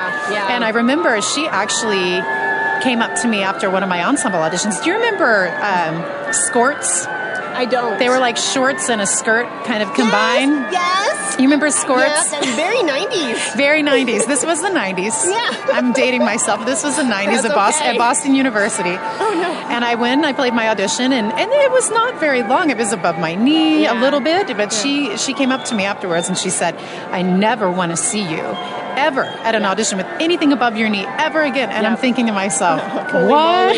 How did I play? Who cares, right? But at the time it didn't make much sense to me. But I think as I've grown older and I kind of understand her perspective more, I think I might have approached it differently. But I understood what she was saying, that you want to, as a woman, I think, be valued for your artistic merits, and to have that distinction. That I think that it can get a little blurry as to why something was successful or not, if it truly is a man's world, right? So, and at that time it was very different. And now I feel very differently. I'm a lot older and have a job and all that. So but I think most of the things that she taught me, maybe I couldn't apply at the time, even in terms of flute playing, but more in terms of character. I think after having my job in a full-time professional orchestra, I started to really understand what she was talking about and why it was important. And so I'm very grateful to her. At the time I was, this woman's going to kill me, but she was very, very, very influential in my life. And I have so much admiration and respect for her legacy. And then, other great mentors too, Marina Piccinini, Shaolin Monk, Jeannie Backstresser, total, powerhouse. And then even my teachers prior to those, I mean, these wonderful, incredible women, even prior to those kind of later teachers. I was so lucky, and it made me feel like anything was possible. I had no idea. I honestly didn't even think about it. That's how much they made me believe that it wasn't even a thing, right? Wow, And to a large degree, I still feel blessed to have some of that sentiment left, but I think in recent history, things have kind of revealed themselves differently to me, and I've had to take on some fights in my own career for equal pay and for kind of a respect for my work. And fought really hard, actually. And I think that it was uncomfortable and had real consequences, real world social consequences. But I would never take it back. I would never, ever take a step in the other direction, because I see so many incredible women out doing their thing and if we just keep doing that and we change the expectation, then hopefully in 20 years, maybe the reality that I thought I lived in will be the actual reality. And, you know, what our students and what their world will look like. Right. You know, if we can power through, then they'll be like, what do you mean equal pay and you had to fight for that? What, I mean, of course, that's a given. You're like, no. You know what I mean? And so if, like, our young female students can come into their professional careers being like, oh, this is easy. I mean, I don't know. I mean, we can't predict the future. But I think that would be great. Yeah. That would be a dream, you know, fulfilled. You know, and I don't think it's, I think you're right. Yeah. Absolutely. Yeah. And I just want to make sure that I really articulate that I don't think it's a nefarious kind of premeditated attitude towards women. Okay. I think in some cases it can be. Okay. I think it's more just kind of the socialization of the genders. And of course that's changing like mad now too, right? Yeah, it is. I still don't have the upgraded software to like understand everything that's happening right now. But, but I think that, you know, the expectation of asking for what you're worth and how that is interpreted. Yeah. Right? Exactly. Like going to the grocery store with your parents and you see dad takes his wallet out, right? Mm-hmm. Yeah. You grow up with that, right? Yeah, There's and you know, mom can work, but maybe she does a lot of stuff around the house too and is always there at the beck and call to do whatever, right? Mm-hmm. Yep. And you know, the number one thing, go ask your father, right? You know, it's like that would never even occur, right? Yep. So, I mean, I don't think it's necessarily something that's like very like conscious or evil. Yeah. But I do think it's something that it's a dynamic that we have to shift. And a part of that is just by supporting each other and also communicating how we feel and what we perceive. That because it's easy to call someone crazy when they like, I perceive this, and they're like, that's just not even a thing. It's like, well, okay. Well, let me tell you why it is, right? It says here in black and white next to the dollar sign, right? So anyway, that's my soapbox about that. Perfect. But I'm all about everybody being empowered, men and women and whatever, you know. I think I want to live in a world like that, and it's an exciting time, and I hope that a lot of these changes keep happening, and I think the future of classical music is going to rely on these changes, you know, more inclusivity across the board, not just for women, also for minorities, you know, just underrepresented people within this field, and really acknowledging it and building it so that it's more diverse and therefore more interesting, right? Yeah. Much more interesting. Yeah, that's wonderful. Yeah. I'm so glad we're touching on a subject that you're so passionate about, and I can just feel that energy. And you know, we thank you for you know, giving it a voice and making it known and working towards something greater. And I think that's beautiful. Thanks. Yeah. It's an honor to be able to do anything to help. Yeah. And it reminds me of my dear friend Denisa Rivas, who she is very much passionate about the same topic of women composers, and I will see her on Instagram posting that she gives talks at these conferences, and she, you know, highlights women composers in her recitals and things like that. So it's there, you know. And it's exciting. It is happening. Yeah. So cool. Good for her. Yeah. Denise, you said, right? Denisa. Oh, Denisa. Yeah. Yay, Denisa. Go, Denisa. Go, Denisa, go. Yeah. So let's talk about your other NFA events. You have, did you say a matinee? Or? The Monumental Matinee. Yeah. And there's, I don't know if you've seen that large tapestry out in the hallway of, is it Monumental Mattie? Yeah. That's the name of the tapestry. I guess that's a kind of historic figure here. Oh. And I think that was their play on words for that particular concert. I kind of figured that out walking around. I was like, oh, clever. Very creative. So whoever did that, clever. Good job. But it's a very cool matinee.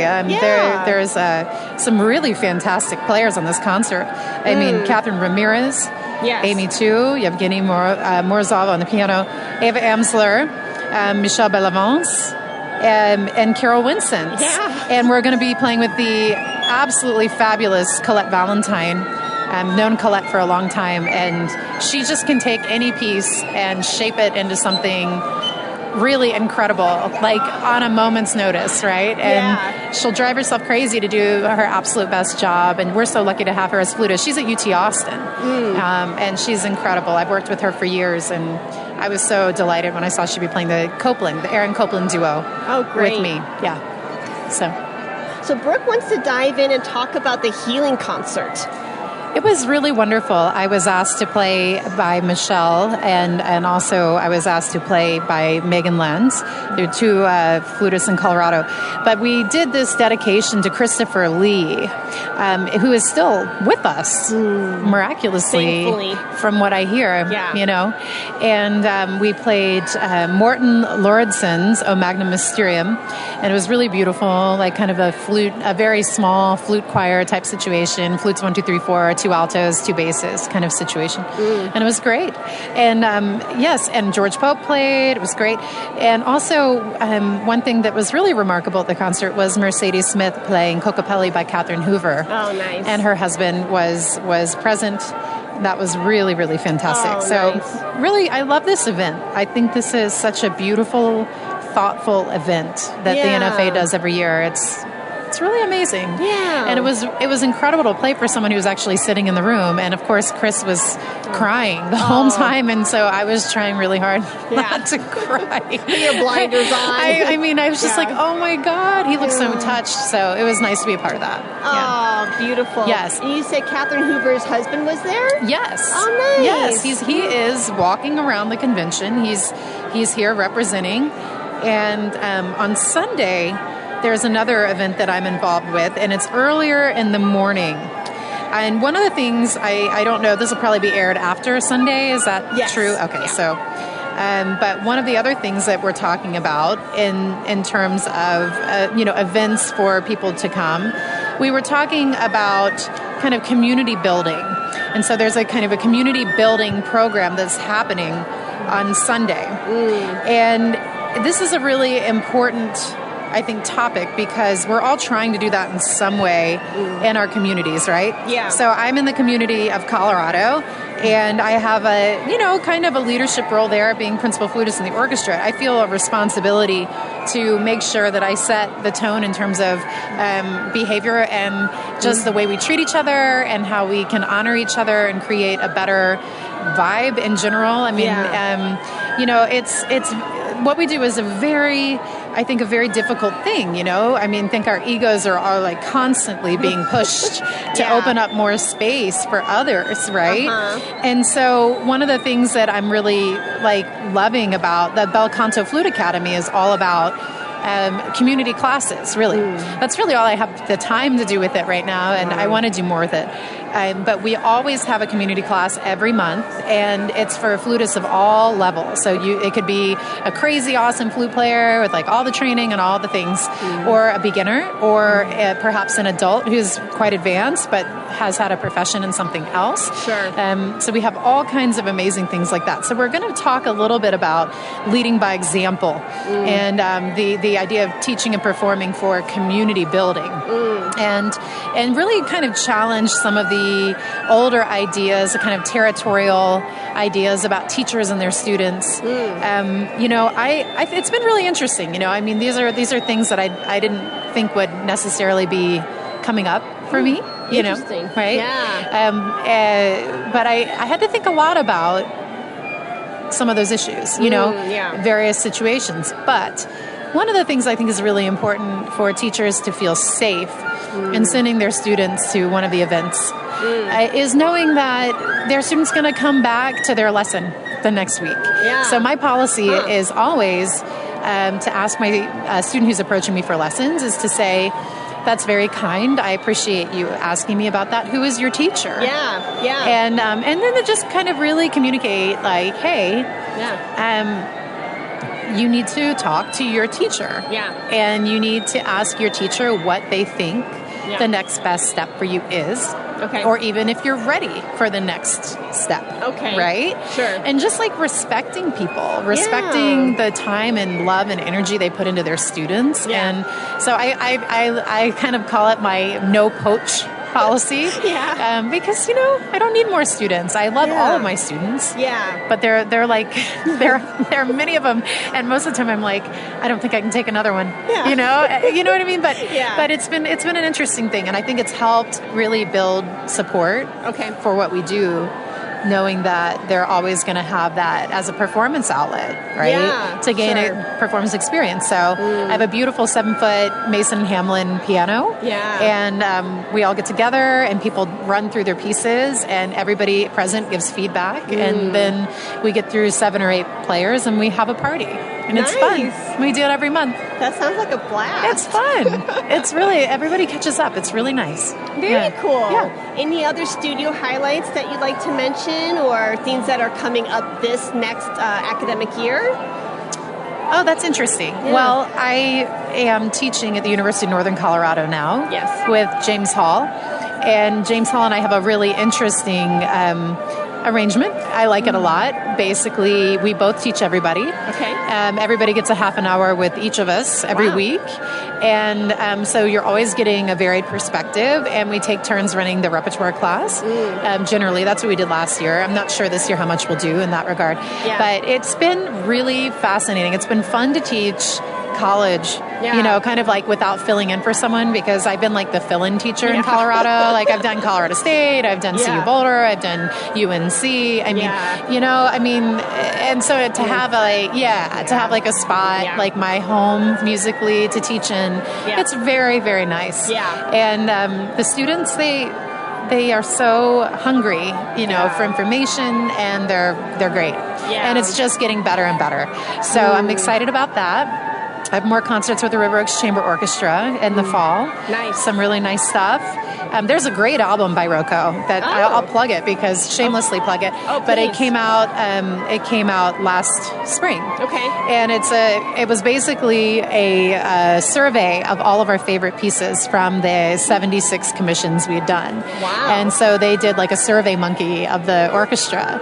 And it was funny that like the results that came back, it was just so strong. Like this one group of compositions that we did. So it's really cool. There's like one about a Jabberwocky. There's one about Hurricane Harvey. It's an insanely imaginative recording and lots of new fun pieces for orchestra. And the group is really amazing. And we had like a Grammy award-winning engineer working on it. It was awesome. We were supposed to do it at Round Top in the hall, but in August. But Harvey came through and flooded everything like the day we were supposed to record. Oh my gosh. Yeah. And so we had to postpone until the following April. Okay. And we did it actually at our home at St. John's Cathedral, St. John of the Divine in Houston. Oh, nice. So, and it came out great. So, perfect. I'm sad I didn't get to eat the food at Round Top. I've heard it was excellent. But the restaurants in Houston are pretty good. Yeah, so. maybe next time. Yeah, next time. That kind of reminds me of, like you said, the monkey survey. A survey monkey. Thank you. Yeah. I'm just thinking monkey. It's hard to concentrate with all of this fluting. There's a lot of different excerpts going on right now. I know. My brain is literally like transcribing everything I'm hearing, and it's just hard to like talk. You're doing great. Well, Finley from Haynes had this wonderful idea. He said, let's put you, Heidi, in the hot seat looking out at the traffic, and let's have your guest looking at the blank wall to hopefully give them a little bit of space to not have to, zone in on all the movement. I thought that was genius. Yeah, it's great. I would not have thought of that. Right. Yeah. It's nice to have just you to look, it's good. Oh, good. Helps me focus. Oh, one other thing that's kind of interesting is that I'm taking a trip to China next week. Nice. I get back from the convention, and I have about 3 days to sort of turn my business around, and get myself on a plane to Beijing. Yeah. And I'll be in the province of Pingyao for 5 days teaching and performing. And then we're going to, actually, this is with a former student of mine who organized it. And the whole thing was really funny. The whole organization process, because the whole time I was just like, I want to go to China, but I don't actually want to have to go to China, like, and sit on the plane and do, whatever, and do the time change and all that. So, but it ended up happening. And she said there are like 200 people signed up for this thing. So I'm just like, okay, all right, I guess that's what we'll be doing that week. But I reserved some time afterwards to go see some of the things that I want to see in China, like the Terracotta Army and the Great Wall and the Summer Palace and, Temple of Heaven and Tiananmen Square and, of course, the Beijing Conservatory. So, I'm really looking forward to it. I'm so jealous. Oh, my gosh. Do you want to go for me? Oh, please. Because, the idea of, like, watching Netflix and lounging around my house for these final weeks before the calm before the storm. That's what August is, in my life. And exactly. So, and then I'm moving at the end of the month. So, no big deal. Let's add a couple more things to your plate. I don't think you have enough. It's crazy. Yeah. It's great, though. It's great. Awesome. It's so nice talking to you. I love your podcast. Aww. And where can the listeners, they'll know where to look for it, but where do I need to look for it? Yeah. I heard something kind of linked through Facebook when Jake was on your program, Jake Fridka. So, where do I go? Yeah, thank you for asking. Actually, so Facebook, I use different social media platforms such as Facebook and Instagram, LinkedIn, Twitter to just send out these announcements. But then the actual podcasts are aired on 8 different platforms. Oh, wow. So let me check my memory. Let's see if I can do this. Podbean, Stitcher, Spotify, iTunes, Radio Public, my website, and YouTube. What, and that's 7. There's another one. I can't think of it. Did I say Podbean? I think I did. So, on the back of the flyer that I'm going to hand you, it'll have so everything. You can pass out, shameless plug, but it has everything and all the logos. And because in my brain, I'm an Apple user, and my husband has to remind me, there are Android users. Yes, of course. And so, like, Stitcher comes in handy, things like that. But, there's an episode that gets launched every Saturday. And I usually tend to do these series. So in each series, there'll be this bigger umbrella topic, and then I get to explore and dive in either my own research or my own content, or I bring on guests like you. And in that series, there will be usually about 4 episodes. Some series are 3, 5, it just really depends. But this way, I get to dive in a little bit deeper than a 30-minute episode. Right. But then at the same time, I don't want to stretch it out too long because we'll get bored. Right. Yeah. Absolutely. So I try to. There's a lot of, and I am not a social media expert. I am not a salesperson and a marketer, but this platform has taught me to fulfill those different roles, and it's very interesting. There's a science behind how long could or should, air quotes, an episode length be. And some say, about the length of a TV episode, like Seinfeld. Yes. 22, 30 minutes. Because at some point, we tune out. Right, But, some interviews, off the top of my head, Danny Dwarf, I think that was, close to an hour. Oh, wow. But the wonderful thing about that is, you get to hit pause. Right. And you get to come back to it later. Exactly. I'm all about it. Yeah. So, Series 1, so this came off, as I was telling you before the interview, this came off of my DMA project. And the first 2 series, which is episodes 1 through 8, it was my own research and my own content. And then the committee wanted me to have longevity in the project to continue with me into my career. Yeah. And so here we are at episode 72. That's awesome. Yeah, and wow. It's wow, and it kind of grew, mind-blowing. Yeah, and it grew with me, and it became a part of me, and it's just this is, a way that I can give back in a small way. And my husband is the audio engineer, so that cut costs huge. Yes, exactly. To get an audio engineer to edit, just so the listeners have an idea. And I think it's relevant to our world because there's a lot of content creating, like YouTube, right? Sure, blogging, absolutely. Things like that. Yes, and so, cost. it's production cost is a thing. Definitely. But in the real world, somehow just magically arrive into the Spotify, web. Yeah, so absolutely. An audio editor for a 30-minute episode can cost. It depends on. It's interesting. I learned this through Eric. You can do basic edits, medium-size edits, or premium edits. Oh, yeah. And so depending on what you need and what you want, premium, for example, is taking out every and ah. Oh, yeah, exactly. Yeah, and having to restart. But basic is like what happened earlier with the technological glitch. He just fuses that together and, Right. you're on your way. Right. But like premium, he does premium for me because I'm a handful and... You're a flutist. You can't have ums and ahs. I know. They're going to not understand what I said because he's going to edit that out. Yeah. Oh, you speak very, very beautifully. You don't have anything to worry about. But something like that could cost me like a 30-minute episode for premium. That could cost me anywhere between $75 to $100 for one episode. Crazy. And just the audio production side, that could look anywhere around like $500 a month. Yeah. And that's crazy. I don't have $500 a month. But maybe someone out there does, and they want to give it to you. Yeah, like for your podcast. Wink, wink, nudge, nudge. Any like flute maker, flute shop around here. Haynes Flutes.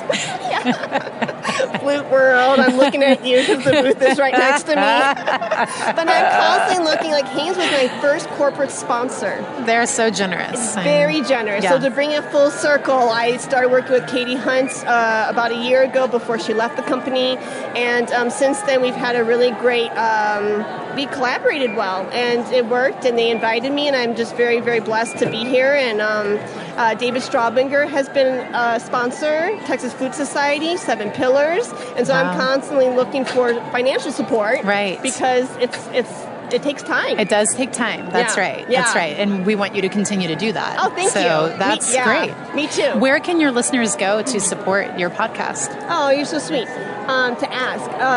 One place is Patreon. Okay. And so there's different levels. So I was getting kind of cutesy, and maybe it's a little too fluty, but I thought it was cute. So there's 4 different levels. There's the bass flute. So $6 a month. And that kind of covers, it helps cover, like I mentioned PicMonkey earlier. It's like my place where I get to add collages, to do announcements, to have cool pictures of my guests. So like a beautiful picture of Brook, and then that way you can put a voice and a face to the voice and vice versa. So PicMonkey is, X amount a month, and then the next stage is alto flute, and I think that's about 11 or 14, and that helps with my Libsyn cost. And Libsyn is a site where it holds my audio files. Oh, excellent. And it launches to those 8 platforms that I listed. Cool. So it's like a bed. That's awesome. Yeah, and then the third is, our C flute, probably $25 around there, I think. And then the top is piccolo, and that's a little bit more expensive. And that actually, once we get to the piccolo, the highest, that actually starts kind of getting into helping pay for Eric's free time and the time I put into it. That's good. Yeah, so it's going back to what you're saying, what you are worth and your value. Yes. And so, but for a while I know, because I am, in a weird way, I won't get into it, I do have connections in the podcasting world outside of Flute podcast, and they say it takes about a good 3 to 4 years of your own investment in order to see the checks rolling in. Yeah. So that's cool. Right now it's just covering costs. Yes. But someday I want to get to the level where it pays for my time. That's great. Someday. Well, I super appreciate your time. Oh, and I really you. appreciate being able to talk. I think what you're doing is really cool. Oh, thank you, Brook. Love it. Yeah, thank you for sharing your thoughts and talents, and I hope you have a great weekend and safe travels back to Colorado and to China. Yes, thank you. busy. Yes, it's good. Thanks a lot.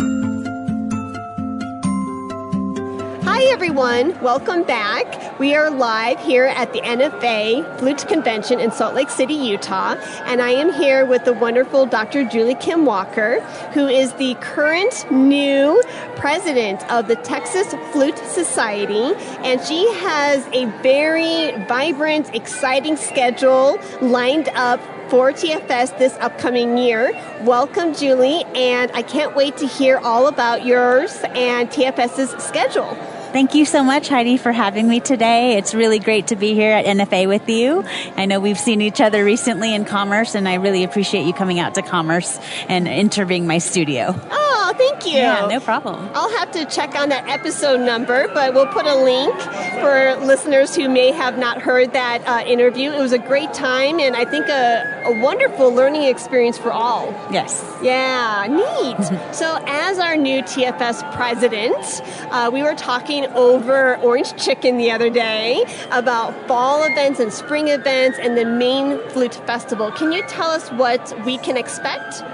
Yes, so for the fall, we have a couple events already in the works. The first one being the TFS board members recital, which we have previously done in the past, but we want to bring it back. So we have a date set, and that's for October 6th at the Dallas Public Library, and it's free and open to the public, and it's a great way for TFS members and non-members to come out, support our board members, and kind of see them in action. So it'll feature solo flutes, duets, piano with piano, flute and piano, even a flute choir. So I hope that those of you who are in the Dallas-Fort Worth area can come out to this free event. Oh, neat. Very cool. And so let's talk about the festival. We have, I think, George Pope. Yes. Yeah. So George Pope is definitely on for the festival to be held in May 2020. We are finalizing the dates and the venue as we speak, but we're really excited to finalize and announce very soon. So keep updated. Follow us on social media. We have a Instagram page. We have a Facebook page, Texas Flute Society. So we'll be announcing those in the next couple weeks. Nice. And our new publicity coordinator, Paula, has been doing a wonderful job leading TFS and showcasing the great things that you guys are doing, because our world now is social media and, you know, making those announcements and hashtags and stuff like that. She has been on it. So that's exciting to see. Yes, it's really wonderful to have somebody that is knowledgeable and able to quickly get things done. So I've really enjoyed working with her so far. Yeah, it's a great committee, and I think one of the fortes of TFS is just everyone working together. And you can tell that people want to be there, and they want to give back to the community, and that is precious. Yes, we're very excited about this new board. Yeah. We have about, want to say about half of the board members are new, and it's a very lively, dynamic board, and I think this year is going to be really great for Texas, not only for the Texas Flute Society, but as we prepare for the National Flute Association Convention that's going to be held in August of 2020. Oh, neat. So cool. So I know you, as a teacher and a performer, are super busy. Outside of this nonprofit organization, you mentioned you will be traveling to China again. Yes, so I'll be going back to China. I was there in March giving a recital and masterclass, and they've asked me to come back. So I'll be going in the next 2 weeks, so at the end of August. And then my school just approved our South American tour. So we'll be going to Santiago, Chile, Talca, Chile, and Buenos Aires, Argentina, the first week of September. So I'm really excited about our recital tour in South America, and these are countries that, as much as I've traveled, I've never been to. So it's really great to go with my pianist colleague, Luis Sanchez, and we have a recital ready to go. We're going to do the first recital in Commerce on August 28th, and then take it to South America the next week. So we're very excited. Wow. You always stay so busy. And you said you contribute that to your mom. Yes, my mom. The older I get, the more I see myself, as a direct reflection of her. Even in her, her age, in her late 60s, I mean, she is so active. She has lots of energy, staying busy. So I definitely see that as I get older, especially where I get it from. But it's kind of what I thrive on. I thrive on this, go energy. And I just love, helping, with whatever Texas Flute Society, a studio. I just love, being around people. Yeah. And I guess you could call me an introvert. I mean, an extrovert. Sorry, not an introvert, an extrovert. I think where you kind of play on both. Yes, in both fields. Yeah. Neat. So, but even like on your Instagram posts, I mean, you exercise. So, yeah, yes, you are a reflection of your mother, but you keep yourself in such tip-top shape, and, you know, like, that just doesn't happen. Yeah, it's very hard to find time to do that, but I think it really does contribute to, you know, me staying active and healthy, and just because, you know, the school year starts and it's just go, go, go. And, you know, you have to find energy somewhere, and I think, you know, investing just a little bit of time, you know, in exercise really helps. And helps. It really goes a long way.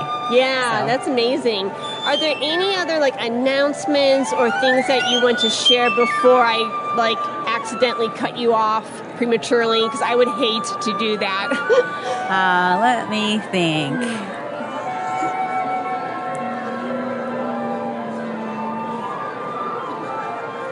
I know we covered a lot in such a short amount of time, but one rule of thumb that I've learned with podcasting is I will say, oh, that's a wrap, and then everyone's like, no! I want to say blah, blah, blah. I'm like, oh, I'm so sorry. So I've learned my lesson. So in addition to the South American tour, I'm actually doing a Kansas tour. I'm going to 3 universities in Kansas. I'm going to KU and KSU and Wichita State.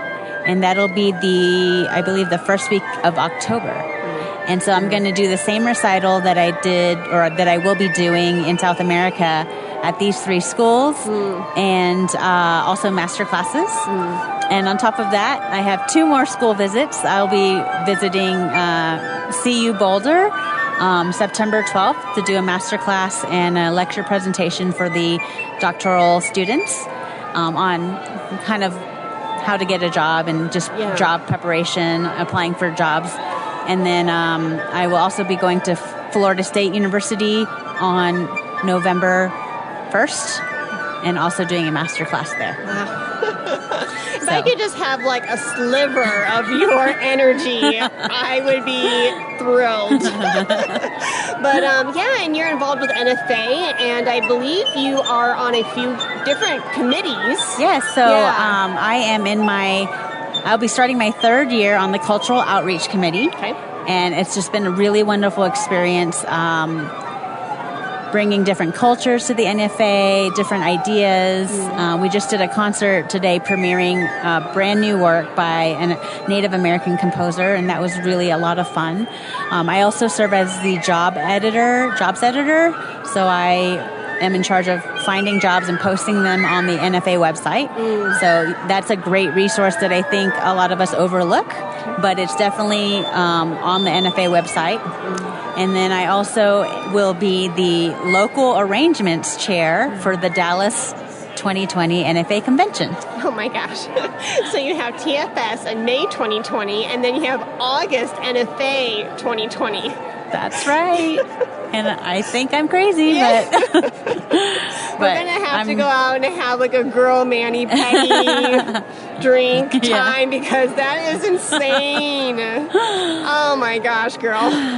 Wow, you are such an inspiration. Oh, thank you. Yeah, that's amazing. So thank you for stopping by and sharing all of these great announcements and schedule updates, and I wish you all the best this year. And if I can even offer a little bit of help, I'm here. I don't know what good I can do, but seriously, kudos and all the best. Thank you so much. And there will be volunteer opportunities for TFS members and even non-members as we approach the Dallas convention for August 2020. So, like I said, keep posted on our website, on our Facebook and our Instagram pages. If you'd like to get involved in any way, we would love for anybody in the flute community to help with this awesome event that's going to be in our hometown. Oh, amazing. Thank you. Thank you so much. Today's sponsor is brought to you by J&K Productions. Did you know that not only are they a production company for podcasts, but they are a recording company for musicians? Any musical recording needs that you may have, J&K Productions can fulfill that need. They have all the necessary equipment and expertise to record your next flute recording for college or graduate auditions, competitions, summer festivals, or a flute album. J&K Productions can record any setup imaginable, from solo flute, small chamber, flute and piano, and much more. Consider J&K Productions for your next recording project. Contact them at jkproductions.media. Thank you for listening to the Flute 360 podcast. For more information, please visit HeidiKBegay.com. And if you enjoyed today's episode, please rate and review in the iTunes Store. Let's talk about flute.